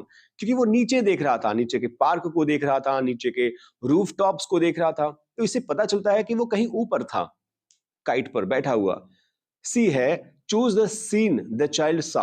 अब जब ऊपर वो बैठा हुआ है पतंग पर, मान लीजिए बैठा है, हालांकि बैठा नहीं है, इमेजिनेशन है वो। मान लीजिए वो चाइल्ड बैठा हुआ है, चाइल्ड ही पोएट है। मान लीजिए वो बैठा हुआ है जब वो छोटा था, तो आप बताइए कि ऊपर से क्या देखा। क्या ये आपको लग रहा है कि ये ऊपर से देखने पे ऐसा दिखेगा? क्या आपको ये लग रहा है कि ऊपर से देखने पे ऐसा लगेगा? ये आपको लग रहा है कि ऊपर से देखने पे ऐसा लगेगा, या ये? तो आपको पता है कि ये वाला जो है ये लग रहा है, छत की ऊंचाई देखो इतनी ऊंची ऊंची है, पेड़ इतना ऊंचा है, फिर भी हमें ऊपर से दिख रहा है। ये लग रहा है कि हम कोई ऊंचाई पर बैठे हैं, हम किसी ऊंचाई पर बैठे हैं और हमें ये नीचे घर वगैरह सब दिख रहा है, क्योंकि ये सामने दिख रहा है। ये भी दिख रहा है कि हम कहीं टोल पर खड़े हैं और ये इतनी सारी गाड़ियां आ जा रही हैं, और ये तो जस्ट सामने खड़े हैं घर के, ऐसा लग रहा है। ऊंचाई पर लग रहा है कि सिर्फ यही है जिसको हम देख सकते हैं किसी ऊंचाई पर जा करके। तो हमने यहाँ आंसर लिखा है। बस आपको ये सब नहीं लिखना है, बस सीन 2 लिख देना है, आंसर हो गया आपका। यानी आपको लिख देना है सीन 2। ये है सीन 2, आपको सीन 2 लिख देना, आंसर यही है, क्योंकि यही लग रहा है कि हम ऊंचाई पर इसे देख सकते हैं। इसमें भी पार्क है, सड़क है, लेकिन ऊंचाई पर देखने पे ऐसा ही दिखता है, सेकंड वाला सीन की तरह। केवल सेकंड लिखना है आपको, बाकी नहीं लिखना है। बाकी आप पढ़ लीजिएगा एक बार जो मैंने लिखा है, ताकि आसानी से आपको समझ में आए कि क्या है वो।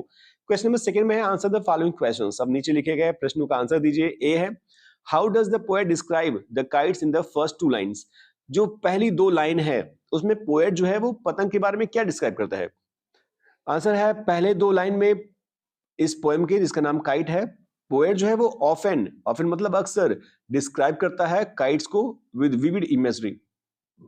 विविड इमेजरी का मतलब होता है क्लियर कल्पना, विविड का मतलब होता है स्पष्ट, इमेजरी का मतलब होता है इमेजिनेशन यानी कल्पना। आपको ही पता है कि पतंग जो है कैसे उड़ रहा था, कितना खूबसूरत दिख रहा था, लेकिन वो कल्पना था, क्योंकि बच्चा कल्पना करता है कि वो पतंग एक पक्षी की तरह है और वो उसके ऊपर बैठा हुआ है। तो ये विविड इमेजरी है, capturing there beauty and movement in the sky, जिससे कि उसकी खूबसूरती को वो कैप्चर करता है और आकाश में उसके मूवमेंट के बारे में बताता है कि वो कैसे उड़ रहा है, हवा में कैसे उड़ रहा है, आकाश में कैसे उड़ रहा है। इसके बारे में बड़ी खूबसूरती से पतंग के बारे में पोएट जो है वो बताता है।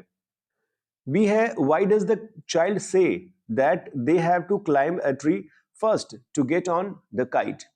बच्चा क्यों कहता है कि उन्हें एक पेड़ पर चढ़ना होगा पहले, फिर वो पतंग को पाएंगे। भाई पतंग को पाने के लिए उन्हें पेड़ पर क्यों चढ़ना होगा? क्योंकि जाहिर सी बात है कि पतंग जब फंस जाता है पेड़ में, तब पेड़ पर चढ़ना पड़ता है। बिना चढ़े आपको पतंग नहीं मिलेगा। बहुत बार आप भी ऐसे करते होंगे कि बहुत बार पतंगे आपकी जो है वो कहीं ना कहीं फंस जाती हैं, किसी घर के आसपास, कहीं पेड़ में, अगर गांव से है तो बिना किसी पेड़ पर चढ़े आपको वो पतंग नहीं मिलेगा। आंसर भी ऐसे लिखा है कि the child says they have to climb a tree first to get on the kite because the kite is stuck, क्योंकि पतंग फंस गया है, और entangled in the tree, पेड़ में वो पतंग फंस चुका है, अब उसको निकालने के लिए चढ़ना पड़ेगा पेड़ पर।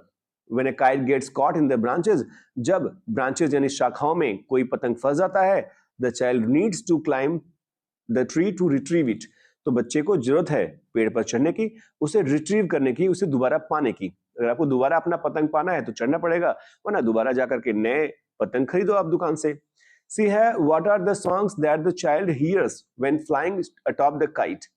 कौन सा गाना सुनता है बच्चा जब पतंग के ऊपर बैठ करके उड़ रहा होता है? तो कौन सा गाना सुनता है वो? तो आपको आंसर लिखना है when flying atop the kite the child imagines hearing the songs of nature including the whistling of the wind as it rushes past. तो बच्चा इमेजिन करता है, कल्पना करता है कि वो सुन रहा है नेचर के गीत को, प्रकृति के गीत को, जिसमें शामिल है विस्लिंग, एक सीटी सी आवाज होती है जो हवा की है जब हवा उसके बगल से होके गुजरता है। तो जब हवा आपके भी सामने से गुजरती है, बड़ी तेज तेज साए साए सर सर सर सर की आवाज आती है, इसी को बच्चा यहाँ कहता है कि वो गाना गा रही है हवा, जिससे उस ऊंचाई पर बच्चा सुनता है। डी है why did the people look up at the child and stare. बच्चे को लोग आखिर क्यों देख रहे हैं, क्यों निहार रहे हैं उसको, क्यों घूर रहे हैं उसे जब वो हवा में उड़ रहा है। तो if you looked up and saw that, अगर आप ऊपर देखते, what feelings would you have, तो कैसी फीलिंग्स आपके अंदर आती, कैसा भावना आपके अंदर जगती जब आप नीचे होते और ऊपर किसी पतंग पर बैठ करके उड़ते हुए देखते, कैसा लगता आपको। तो आंसर यहाँ लिखा हुआ है, आप एक बार ध्यान से देख लीजिए। आंसर लिखा हुआ है the people looked up at the child and stared. बच्चे को लोग जो थे वो निहार क्यों रहे थे, क्योंकि seeing a child flying atop a kite is an unusual, क्योंकि बच्चे को पतंग पर उड़ते हुए देखना ये अनयूजुअल है, ये स्वाभाविक नहीं है, ये अस्वाभाविक काम है, ये मैजिकल है, ये जादुई है, ये एक्स्ट्रा ऑर्डिनरी साइट है। यानी एक ऐसा दृश्य है, साइट मतलब दृश्य, एक ऐसा दृश्य है जो एक्स्ट्रा ऑर्डिनरी हो, जो असाधारण हो, जो नॉर्मली नहीं हो सकता। तो आप किसी को उड़ते हुए पतंग पर बैठ के देखोगे ना, आपको भी अजीब लगेगा। तो लोग भी इसी आश्चर्य में देख रहे थे उस बच्चे को। It would be something unexpected, ये ऐसा होगा जो कभी अनएक्सपेक्ट की जाए, कोई एक्सपेक्ट ही नहीं कर सकता कि कोई बच्चा पतंग पर उड़ेगा। एंड एव इंस्पायरिंग, एव इंस्पायरिंग का मतलब होता है विस्मयकारी, आश्चर्यजनक, capturing their attention and curiosity. तो बच्चा जो है इन लोगों का अटेंशन कैप्चर कर रहा था और लोग बड़े क्यूरियस थे उसको देखने के लिए कि कैसे बच्चा उड़ रहा है हवा में। अब आपको बताना है कि आपको कैसा लगता अगर आप उस बच्चे को देखते हवा में उड़ते हुए। तो यहाँ लिखना है if I looked up and saw that, अगर मैं होता और मैं देखता, I would feel a mix of amazement and concern. तो मेरे में मिक्स बातें होती, क्या मुझे अमेजमेंट भी होता यानी आश्चर्य भी होता और कंसर्न भी होता, चिंता भी होती। किस बात का आश्चर्य और कैसी चिंता। यहाँ लिखा है the amazement would come from witnessing such a fantastical scene, इसलिए क्योंकि हम विटनेस हैं, गवाह हैं इतने खूबसूरत आकर्षक सीन को देख करके कि एक बच्चा हवा में उड़ रहा है। Like something out of A fairy tale और अ ड्रीम, वैसे जैसे कि मानो कि हम कोई सपना देख रहे हो या परियों की कहानी सुन रहे हो। और कंसर्न क्यों है, चिंता क्यों है, चिंता इसलिए है क्योंकि एक बच्चा ऊपर है, कहीं गिर गया तो क्या होगा उसका, इसलिए चिंता भी है और आपको आश्चर्य भी है, मानो कि आप कहानी सुन रहे हो, परियों की कहानी सुन रहे हो, सपना देख रहे हो। ये है if you were the kite carrying the child high up in the air, मान लो तुम पतंग होते और तुम बच्चे को ऊपर लेकर के हवा में उड़ रहे होते, what would you tell them, तब आप क्या कहते। तो आंसर यहां लिखा हुआ है if I were the kite, अगर मैं पतंग होता और मैं बच्चे को ऊपर हवा में ले जाकर के उड़ाता, I would tell them to hold on tight and enjoy the view. तो मैं उन लोगों से कहता, हालांकि यहाँ देम नहीं होना चाहिए, यहाँ हिम होना चाहिए, क्योंकि एक ही बच्चा तो है जो आपके ऊपर है, जो उड़ रहा है। तो यहाँ हिम होना चाहिए, देम नहीं। आप हिम कर लीजिएगा, देम को काट दीजिएगा, क्योंकि ये लोगों को नहीं बताना है, जो नीचे लोग हैं उनको नहीं बताना है, जो आपके ऊपर बैठा हुआ है बच्चा उसे क्या बोलना है आपको। यहाँ लिखा हुआ है आई वुड टेल देम या I would tell him to hold on tight, कि मुझे कस के पकड़ो एंड एंजॉय द व्यू, और नजारों का मजा लो जो तुम देख रहे हो। यंग एडवेंचरर, अरे युवा एडवेंचरर जो इतना साहसिक काम कर रहे हो मेरे ऊपर बैठ करके, बहुत टाइट से बैठना, टाइट पकड़ कर बैठना, ऐसा ना हो कहीं गिर जाओ, मजा तो लो पर बहुत सावधानी से। फ्रॉम अप देयर, क्योंकि उस ऊंचाई से they can see the world in a whole new way, क्योंकि उस ऊंचाई से वह बच्चा देख सकता था पूरी दुनिया को नए तरीके से। आप देखते हो अपने घर को तो अजीब नहीं लगता, लेकिन जब ऊंचाई से देखोगे अपने घर को तो कुछ नया लगेगा। पहली बात तो आप दे को ही कर लीजिएगा, देम को हिम कर लीजिएगा, और ऐसे ही ये वाले देम को हटा के आप हिम कर लीजिएगा, क्योंकि यहाँ एक बच्चा है, ढेर सारे नहीं है कि आप देम या देम लगाओ। यहाँ पे feel the wind in their hair and the freedom of the sky, यहाँ देयर के बजाय आपका हिज हो जाएगा। बच्चे के लिए है कि महसूस करता मैं कि बच्चे के बालों से वो हवाएं कैसे गुजर रही हैं, और फ्रीडम आकाश की, जो आकाश का फ्रीडम है, अनंत आकाश है, मैं खूब ऊंचाई तक उड़ता, पूरा मजा लेता मैं आकाश का। तो इस तरीके से आप अगर होते काइट तो ऐसा करते।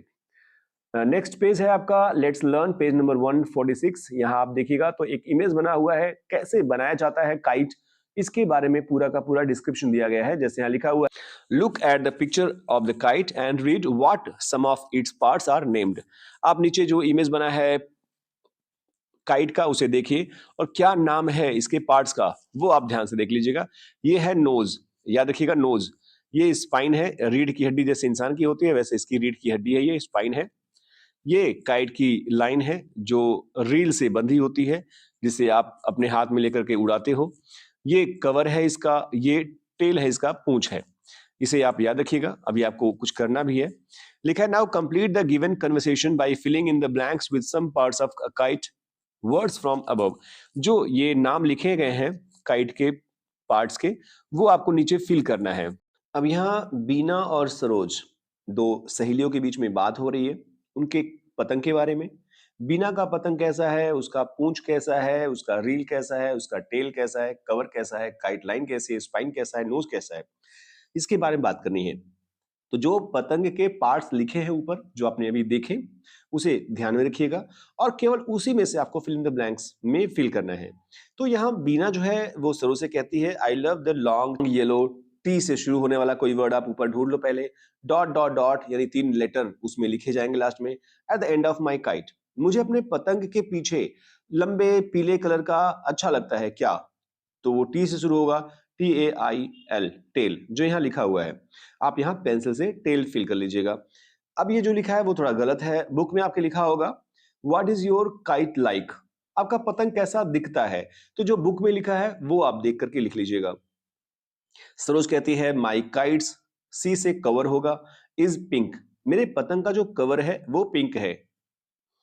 The S dot dot dot ई, ये स्पाइन होगा, क्योंकि आप ऊपर देखोगे ना आपको अंदाजा लग जाएगा कि एस से कौन सा वर्ड शुरू हो रहा है।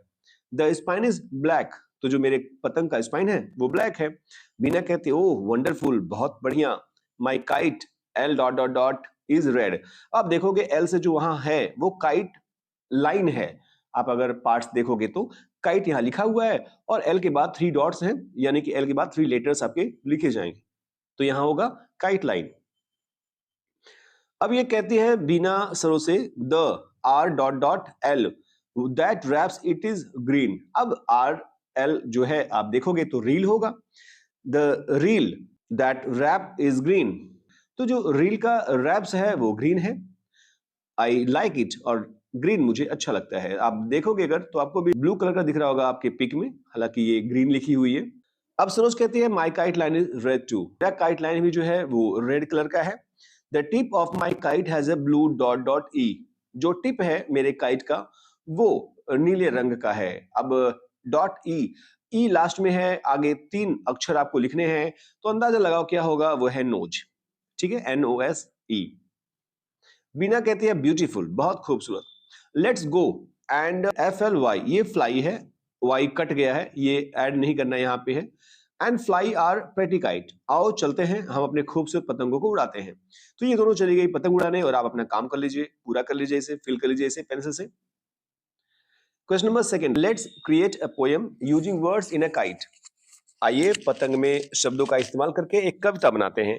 आप अब कविता बनाइए, पोएम बनाइए, जो पतंग में आपको लिखना है। कैसे लिखना है, जैसे यहाँ पे है, आपको हिंट दे रहा है, the first line is the subject, जो पहली लाइन होनी चाहिए कविता की।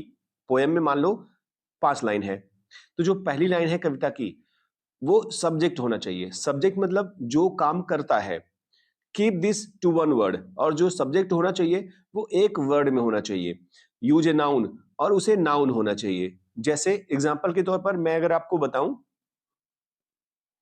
जैसे आप लिखते हो राम प्लेज हॉकी, HOCKEY, ठीक है, इसमें जो राम है ये सब्जेक्ट है। इस सेंटेंस में राम सब्जेक्ट है।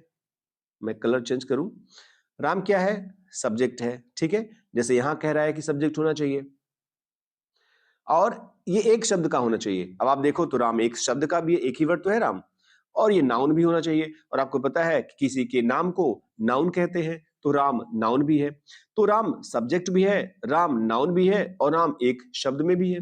ऐसा ही एक वर्ड आपको यूज करना है जो पतंग से रिलेटेड हो, क्योंकि उसे आपको पतंग में बनाना है। अभी नीचे आपको पतंग दिखेगा, तो यहां पर आपको करना क्या है, यहां हमने लिख दिया काइट, ठीक है। अब आपको लिख देना है काइट, पहला लाइन जो हो गया वो काइट, मतलब पहली लाइन में केवल काइट वर्ड लिखना है बस, और कोई शब्द नहीं लिखना है इस पोएम में। इतनी शानदार पोएम आप बनाने जा रहे हो कि एक ही शब्द में एक लाइन खत्म। अब दूसरी लाइन में क्या लिखना है, दूसरी लाइन में दो शब्द आपको लिखने हैं जो नाउन के बारे में बताएं। अब आपको पता है कि जो नाउन को डिस्क्राइब करते हैं या नाउन के बारे में बताते हैं उसे एडजेक्टिव कहते हैं। तो दो एडजेक्टिव यूज करना है जो पतंग के बारे में बताए। तो एक वर्ड है प्रेटी, प्रेटी माने सुंदर, कलरफुल माने रंग बिरंगा। तो ये दोनों पतंग की विशेषता बताते हैं कि पतंग रंग बिरंगा है और पतंग खूबसूरत है। अब आपने यहां पे लिख दिया, दूसरी लाइन में ये दोनों वर्ड लिख दिया, ठीक है, दोनों वर्ड एक साथ। तीसरी लाइन में क्या लिखना है, तीसरी लाइन में तीन शब्द लिखने हैं जो एक्शन वर्ड है। एक्शन वर्ड का मतलब होता है जिसे पता चले कि सब्जेक्ट क्या कर रहा है। एक्शन माने काम, सब्जेक्ट क्या कर रहा है वो आपको लिखना है तीन वर्ड में। जैसे काइट फ्लाइंग, काइट उड़ रहा है, काइट फ्लोटिंग हवा में तैर रहा है, काइट सोअरिंग यानी हवा में ये ऊपर की तरफ उड़ रहा है। तो इस तरीके से पतंग के तीन एक्शन वर्ड्स ये हैं। तो पहली लाइन में काइट, दूसरी लाइन में प्रेटी और कलरफुल, तीसरी लाइन में फ्लाइंग, फ्लोटिंग, सोअरिंग, ये लिख दोगे। अब चौथे लाइन में क्या लिखोगे, लाइन 4 यूजेस टू वर्ड्स, इसमें दो शब्द आपको लिखने हैं केवल जो एक्शन वर्ड को बताए, जो एक्शन वर्ड को डिस्क्राइब करे, यानी एडवर्ब यहां लिखना है, क्योंकि वर्ब की विशेषता बताने वाले शब्द को एडवर्ब कहते हैं। तो क्विकली और हैप्पीली, भाई काइट जो है वो उड़ रहा है हवा में, कैसे, बड़ी तेजी से, बड़े ही खुश होकर के हवा में उड़ रहा है, ठीक है। तो ये उड़ने की विशेषता बता रहा है। तो इस तरीके से दो वर्ड आपने ये लिख दिया। अब पांचवी लाइन में क्या लिखना है, लाइन 5, ये 5 है FIV इज वन वर्ड। अब ये पांचवी लाइन में भी एक वर्ड होना चाहिए, जैसे पहले लाइन में एक वर्ड था ऐसे लास्ट में भी एक वर्ड होना चाहिए। That has the same meaning as the subject or synonym, जो काइट का ही सेम मीनिंग होना चाहिए या उसका सिनोनिम होना चाहिए। अब काइट का मीनिंग और सिनोनिम अगर अपनी बुक में देखोगे ना तो वो लिखा है पेपर बर्ड, क्योंकि पेपर से ही तो बनता है वो, और वो बर्ड की तरह हवा में उड़ता है। तो पेपर बर्ड जो है वो काइट का सिनोनिम है। सिनोनिम का मतलब होता है पर्यायवाची या समानार्थक शब्द जो काइट के समान ही अर्थ दे। तो इस तरीके से पोएम बनके तैयार हो गया। तो यहां देखिएगा पोएम बनकर के तैयार हो गया है। पहले लाइन में काइट है, दूसरी लाइन में दो वर्ड, तीसरी लाइन में तीन वर्ड, चौथी लाइन में दो वर्ड, पांचवी लाइन में एक वर्ड। अब आपको यहां पर बनानी है, देखिए this is called a cinquain poem. Cinquain poem का मतलब होता है 5 लाइन की कविता। जैसे आपको अभी बताया मैंने पोएम में कि 4 लाइन की कविता को क्वाट्रेन बोलते हैं, 5 लाइन की पोएम को सिनकॉन बोलते हैं, ठीक है। आगे लिखा भी है, it is a 5 line poem that describes a person, place और थिंग, जो व्यक्ति, वस्तु या स्थान को डिस्क्राइब करता है। जैसे काइट को ही तो डिस्क्राइब कर रहा है ये सब, इस तरीके से ये नाउन है kite. Now create a cinquain poem yourself on anything you like. अब किसी भी चीज पर आप एक 5 लाइन की कविता लिखिए, जैसे ये बना है ऊपर वाला वैसे आपको यहां बनानी है। मैंने आपके लिए कोशिश की है, ध्यान से देखिएगा, ये आंसर है। आप इसे पतंग में बना लीजिएगा पेंसिल की सहायता से। मैंने इसको बॉक्स में बना दिया, जो ऐसे नहीं बनाना है आपको, ये मान लीजिए कि ये पतंग बना हुआ है, ठीक है, और मैंने इसको पतंग में ही बनाया हुआ है। तो क्या बनाया है मैंने, रिवर। मान लीजिए मैं रिवर पर पोएम लिखता हूं, पहला वर्ड आपका रिवर हो गया क्योंकि ये सब्जेक्ट है। अब रिवर कैसा है, रिवर काम है, वाइंडिंग है, भाई शांत होता है नदी और कभी कभी ये वाइंड करता है, ऐसे ऐसे ऐसे हवादार चलता है ये।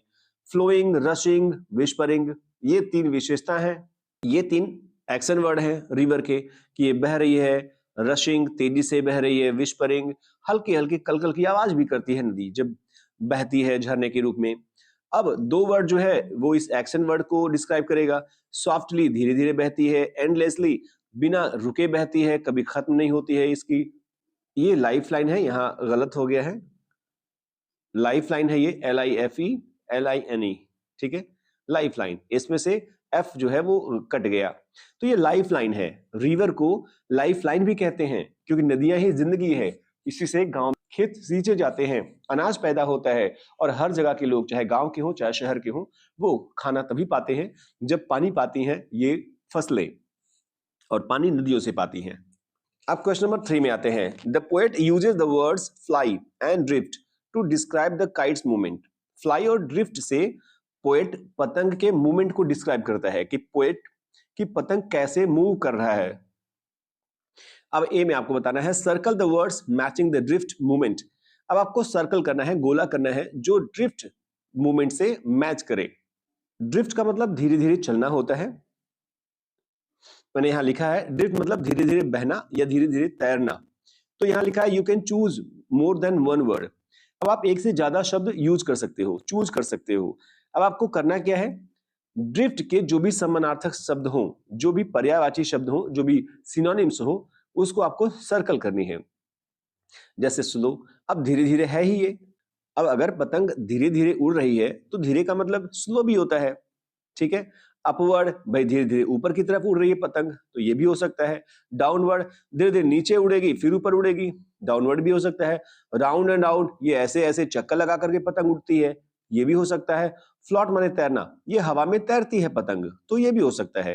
पर फास्ट नहीं हो सकता है, क्योंकि ड्रिफ्ट का धीरे धीरे मतलब होता है और फास्ट का मतलब तेज, क्विक का मतलब तेज, तो तेज तो बिल्कुल नहीं हो सकता क्योंकि ये धीरे है। इसलिए ये दो वर्ड को आप नहीं करोगे सर्कल, बाकी सब वर्ड आप सर्कल कर लोगे। बस इतना ही आपको लिखना है इसमें। बी है study some other words about the kite's movement and share what type of movement they show. अब दूसरे शब्द जो पतंग के मूवमेंट के बारे में है उसको आप पढ़िए और शेयर करिए कि किस प्रकार का मूवमेंट ये पतंग करते हैं। You can look at A for the type of movement. अब आप ए में जो लिखा हुआ है इसे देख सकते हो कि किस प्रकार का मूवमेंट करते हैं ये पतंग जब ऊपर उड़ते हैं। धीरे धीरे, तेज तेज, तैरते हैं, ऊपर जाते हैं, नीचे जाते हैं, चक्कर लगाते हुए उड़ते हैं पतंग। अब आपको मिला है यहाँ पर एक बॉक्स जिसमें लिखा है ग्लाइड, डाइव, सोर, स्वूप, सर्कल।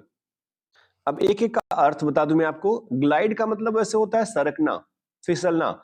जैसे आप सरक जाते हो किसी ढलान पर, वैसे यहाँ पर जब पतंग उड़ती है तो धीरे से सरकती है नीचे की तरफ, डाइव लगाती है। जैसे गोता लगाया जाता है, जैसे मछलियां गोता लगाती हैं, जैसे आप गोता लगाते हो पानी में, वैसे पतंग में ऊपर नीचे गोता लगाते हैं। सोर का मतलब होता है ऊंची उड़ान, ऊंचे उड़ते हैं ये पतंग। स्वूप का मतलब होता है झपट्टा मारना, यानी कि आपने भी देखा होगा पतंग किस तरीके से झपट्टा मारता है, या आप पतंग को काटने के लिए किस तरीके से एक पतंग से दूसरे पतंग पर झपट्टा मारते हो। सर्कल का मतलब आपको पता ही है कि ये घेरा होता है, गोला होता है। तो इस तरीके से ये मूवमेंट आपको बता दिए गए हैं। अब आपको करना क्या है, अब आपको लिखना है आंसर। अब other words about the kite's movement and the type of movement they show.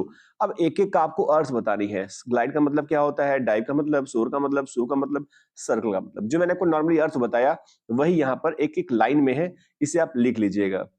Question number 4 है the poet has used expressions. अब पोएट जो है वो कुछ एक्सप्रेशंस यूज करती है, जैसे अप इन द एयर, आपको पोएम में दिखेगा। Look right down, stay up there, या स्टैंड एंड स्टेयर, ये सब आपको पोएम में दिखेगा। ये एक्सप्रेशन है जो पोएट बतानी चाहती है कि किस तरीके से ये काइट उड़ रहा है हवा में। अब A, read how these expressions are used in the poem.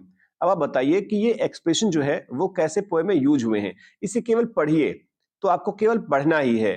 तो आपको जहां जहां ये लाइन लिखा हुआ है उस स्टैंजा में आप जाइए और उसे पढ़िए, पढ़ करके मजा लीजिए, कुछ लिखना नहीं है आपको। B, in pairs. अब आप दो लोग जोड़े में हो जाइए। Make sentences using these expressions. अब आपको सेंटेंस बनानी है इन एक्सप्रेशन से, जो आपने ऊपर अभी देखा अप इन द एयर वाला या और भी वाले, उसको आपको एक वाक्य में पूरा करना है। Discuss with your teacher and then write in your notebooks. उसके बाद अपने टीचर से डिस्कस करिए और फिर अपने नोटबुक में लिखिए। मैं आपको डायरेक्ट नोटबुक में लिख दे रहा हूं, मान लेता हूं मैं आपका टीचर हूं, आप मुझसे डिस्कस कर रहे हो, मैं सुन रहा हूं जो आप बोल रहे हो। अब जो मैं बता रहा हूं आप उसे अपने नोटबुक्स में लिखना शुरू कर दीजिए।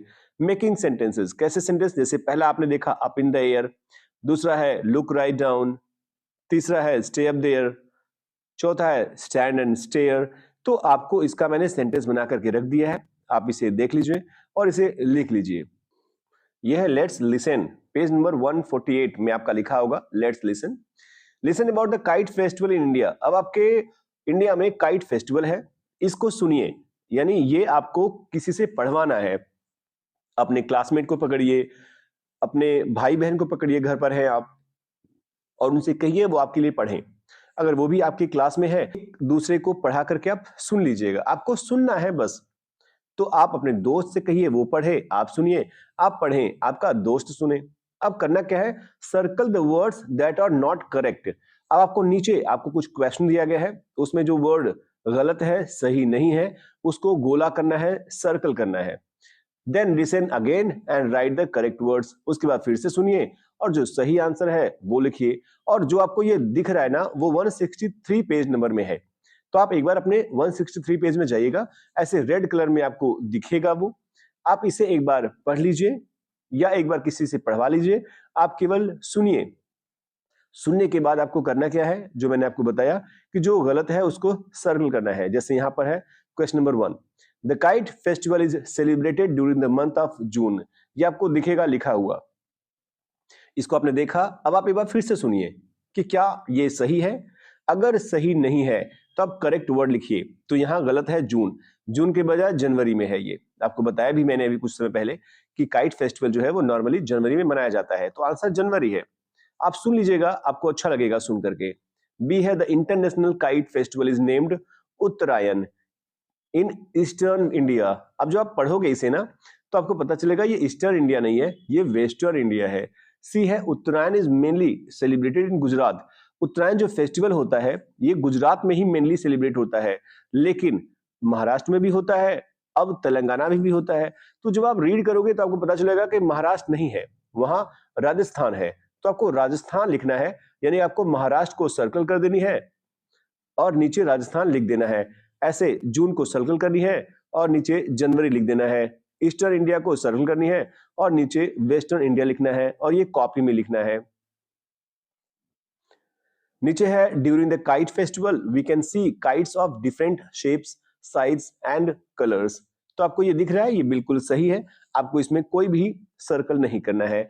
ऐसे यहाँ in Karnataka the tourism department organizes the kite festival every year. जब आप ये ऊपर का सुनोगे ना, जो रेड कलर में लिखा है, ये आप पढ़ोगे, आपको पता चलेगा कि ये आंसर बिल्कुल सही है। आगे है F, the Punjab region celebrates Basant Panchami and Baisakhi by flying kites. तो पंजाब के क्षेत्र में बसंत पंचमी और बैसाखी के समय पतंग उड़ाते हैं लोग, बिल्कुल ये सही है। जी है people of India also enjoy flying kites on earth day. Earth day के दिन लोग जो है भारत के, वो मजा लेते हैं पतंग उड़ा करके। तो ये बिल्कुल गलत है, क्योंकि इंडिपेंडेंस डे के दिन मजा लेते हैं उड़ा करके, क्योंकि उसी दिन भारत स्वतंत्र हुआ था। Let's speak, page number 149। अभी आपने सुना, आपने आंसर दिया, अब आप बोलिए। Share a kite flying experience with your classmates. आप कभी अगर काइट फ्लाइंग किए हो तो ये अनुभव अपने दोस्त के साथ शेयर कीजिए। If you have not phloem a kite yet, अगर आपने अभी तक पतंग नहीं उड़ाई है, तो share an experience of watching kites. तो आप अपने दोस्त से जब वॉच कर रहे थे काइट्स को किसी और के द्वारा उड़ाते हुए, उसको बताइए कि आप जब देख रहे थे किसी को पतंग उड़ाते समय क्या हुआ। आप उड़ा रहे थे तो बताइए, आप देख रहे थे किसी को उड़ाते हुए तो भी बताइए। गिव डिटेल्स, और आप ये सारी डिटेल्स दीजिए। कहां देख रहे थे आप उड़ाते हुए, या कहां उड़ा रहे थे आप, कब उड़ा रहे थे, या कब दोस्त आपका या पड़ोसी आपका उड़ा रहा था जब आप देख रहे थे, या क्यों उड़ा रहे थे, क्या रीजन था उड़ाने का पतंग, या हाउ कैसे उड़ा रहे थे आप। Speak in complete sentences. आप पूरा का पूरा लाइन आप बोलोगे, यहां आपको बोलना है, तो बोलने पर यहां पर जोर देना है। आप बोलिए, मैंने यहां लिख दिया है, एक बार देख लीजिए। आप देख करके बोलने की कोशिश कीजिए और बोल करके एक बार रिकॉर्ड कर लीजिए खुद की आवाज को, और फिर सुनिए कि आप बोल पा रहे हो, अच्छा लग रहा है आपका बोलना। गलत है दोबारा रिकॉर्ड कीजिए, दोबारा सुनिए। इस तरीके से लिखना, पढ़ना, बोलना, सुनना, समझना सब आ जाएगा आपको। इंग्लिश आपके लिए थोड़ी सी आसान हो जाएगी अगर आप ट्राई करोगे बोलने के लिए। तो ये देख लीजिएगा, इसको आपको लिखना नहीं है, आपको केवल बोलना है और रिकॉर्ड करना है और सुनना है। या हो सके तो टीचर को अपने सेंड करिए, सुनाइए कि क्या मैं सही बोल रहा हूं। लेट्स राइट पेज नंबर 149 में आप आइए। अब आपको लिखना है, imagine yourself as a kite. मान लो कि आप एक पतंग हो, कल्पना करो कि आप एक पतंग हो। इन पेयर्स, अब जोड़ा बनाइए। First discuss all the following hints. अब नीचे लिखे हिंट्स के बारे में आप डिस्कस करिए। What shape of kite are you, किस शेप के आप पतंग हो, क्या शेप साइज है आपका। What colours do you have, किस किस कलर से आप बने हुए हो। What other parts of your self are you happy about. दूसरे जो आपके पार्ट्स हैं आपके बॉडी में, यानी आप पतंग हो तो पतंग के और कौन कौन से पार्ट हैं, और क्या आप अपने इस पार्ट से खुश हो। आंसर आपको यहां देनी है। I am a diamond shaped kite, the classic and elegant from the gracefully glides through the air. My body is vibrant mix of blues and greens with a golden tail. यानी आपको बताना है कब, कहां, कैसे, क्यों, ये आपको आंसर देनी है कंप्लीट सेंटेंस में। ये आपका हिंट है और इस हिंट से आपको यहां पर बतानी है, आंसर देनी है, लिखनी है। ये है वेयर आर यू, आप कहां हो, आप पतंग हो ना, तो आप कहां पर हो इस समय। who do you belong to, किसके हो आप, मालिक कौन है आपका। What activities do you do, कौन सा काम करते हो आप। हु आर योर फ्रेंड्स, और आपके दोस्त कौन कौन से हैं। तो ये है आपके answer. I am often found soaring in the open skies above a lush green park. आप कहाँ हो, तो आप आसमान में हो, नीचे हरा हरा पार्क है और ऊपर खुला खुला आसमान है जहां आप मजे से उड़ रहे हो। अब पूछ रहा है who do you belong to, किसके हो आप। तो यहाँ लिखा है I belong to a young child, मैं एक छोटे से बच्चे का हूँ। नेम्ड, क्या नाम है उसका, आप यहाँ नाम लिख दीजिएगा उस बच्चे का, मैं यहाँ छोड़ दिया हूँ, आप अपना नाम लिख लेना मन करेगा तो। जिसे पसंद है पतंग उड़ाना जब भी वीकेंड होता है, यानी कि सैटरडे संडे को, या जब कोई फेस्टिवल होता है उस दौरान। तो मैं उस बच्चे का पतंग हूँ जो मैं इस समय नीले आसमान में उड़ रहा हूँ। फिर पूछ रहा है हु आर योर फ्रेंड्स, दोस्त कौन है आपके। तो I enjoy dancing with the wind and competing with other kites. तो मेरे जो दोस्त हैं वो हवा है, मैं हवा के साथ डांस करती हूँ, ये मेरा अच्छा सा दोस्त है। और जो मेरे दूसरे दोस्त हैं जो काइट्स हैं, उनके साथ मैं compete करती हूँ, यानी उनके साथ मैं प्रतिस्पर्धा करती हूँ कि मैं ज्यादा तेज उड़ूंगी, मैं ज्यादा ऊपर तक उड़ूंगी या ये लोग। नेक्स्ट है do you have any message for humans, क्या आप मानवों के लिए, इंसानों के लिए कोई मैसेज दोगे। आप चूंकि पतंग हो, आप कुछ बताओगे इंसानों को कि आपके अनुसार क्या इंसान करे कि उसकी लाइफ में तरक्की हो। आपको यहाँ मैसेज देनी है इंसानों को। फ्रेंड्स, आप इंसानों को क्या मैसेज दे रहे हो। दोस्तों, I want to remind you to find joy in simple pleasures and to look up at the sky more often. तो पतंग हो आप, पतंग होकर के भी आप इंसानों को मैसेज दे रहे हो कि लाइफ में बहुत छोटे छोटे खुशियां होती हैं हमारी, और हर खुशी का आपको मजा लेना चाहिए। जब भी मौका मिले मजा लो, जब भी मौका मिले आसमान की तरफ देखो, निहारो आसमान को, देखो इस अनंत आकाश को, आपकी सारी परेशानियां धीरे धीरे खत्म हो जाएंगी। Let the wind carry your worries away. आपके चिंताएं जो होंगी वो हवाएं ऊपर उठा के लेके चली जाएंगी, जैसे पतंगों को उठा के लेके जाती है। And embrace the freedom and beauty that nature offers. और आप गले लगाइए उस आजादी को, उस खूबसूरती को जो प्रकृति आपको देती है, क्योंकि प्रकृति में हील करने की पावर है। आपके सारे गमों को, सारे कष्टों को, सारे वुंड्स को, सारे घावों को भरने का जो क्षमता है वो नेचर में है। Question number 2, now write a paragraph अब about 100 words with the title I am a kite. अब आप काइट हो, आप 100 शब्द में एक पैराग्राफ लिखिएगा। 100 शब्द में लिखना है आपको, बहुत बड़ा नहीं लिखना है आपको, लगभग आपको 12 से 15 लाइन में लिखनी है। तो यहां पर मैंने लिख दिया है, आप देख लीजिए। आप एक पतंग हो, उसके ऊपर आपको पैराग्राफ लिखना है। तो यहां लिखा है I am a kite diamond shaped and vibrant. तो आप पतंग हो, डायमंड शेप के हो। आप चाहो तो आप ड्रैगन शेप लिख सकते हो अपने आप को। और इस तरीके से पूरे के पूरे पतंग के बारे में मैंने यहाँ लिख दिया है। आप इसे एक बार ध्यान से देख लीजिए, पढ़ लीजिए, और पढ़ने के बाद ही लिखिएगा। Let's explore. अब आपको एक्सप्लोर करना है, घूमना है, ढूंढना है, सर्च करना है। 149 नंबर पेज में क्वेश्चन नंबर 1 है the mention of kites exist in ancient Indian texts. जो काइट्स मेंशन है यहाँ नीचे, वो पुराने प्राचीन भारतीय टेक्स्ट में, भारतीय ग्रंथों में ये लिखे हुए हैं, पाए जाते हैं। यानी बताया जाता है कि पतंग का जो समय रहा है वो बहुत पहले से रहा है। भारत में प्राचीन समय से पतंग उड़ाया जाता रहा है। It can be found in the poetry of the 13th century Marathi sant and poet Namdev. अगर आपको अच्छा लगेगा ये जान करके, 13वीं शताब्दी में, यानी 1260 या 1250, आज से 800 साल से ज्यादा समय पहले एक मराठी संत थे और पोएट भी थे जिनका नाम नामदेव था। उन्होंने अपने पोएट्री में ऐसे पतंगों का जिक्र किया हुआ है इन हिज पोएम्स और गाथाज। आपको पता होगा इनका गाथा होता है। ही कॉल्ड अ काइट अ गुडी, ये पतंग को गुडी कह के बुलाते थे। And there is mention that the kites were made from kagaz. तो ये बताया जाता है कि पतंगों को कागज से, यानी पेपर से या कागज से बनाया जाता था। आपने इनके बारे में जान लिया, बस आपको जानना है ताकि कोई पूछे आपको पता रहे, आपको लिखना नहीं है। आते हैं क्वेश्चन नंबर 2 में। यहाँ have a look at some of the different types of kites, choose which one is commonly seen. अब नीचे जो पतंग विभिन्न प्रकार के बने हैं, आप बताइए इनमें से कौन सा पतंग ऐसा है जो ज्यादातर आप देखते हो, जिसे ज्यादातर लोग उड़ाते हैं। तो आपको पता है कि डायमंड शेप काइट यही है जो ज्यादातर लोग उड़ाते हैं या ज्यादातर आप देखते हो सकता है आप इसे भी देखते हो जिसे डेल्टा के नाम से जानते हैं। बाकी तो मुझे नहीं लगता है कि ज्यादातर लोग उड़ाते होंगे। तो बस आपको आंसर लिख देनी है जो भी आप इसमें से देखे हो, कोई भी जो ज्यादातर आप देखते हो, केवल वही लिखनी है, ज्यादा कुछ और लिखना नहीं है।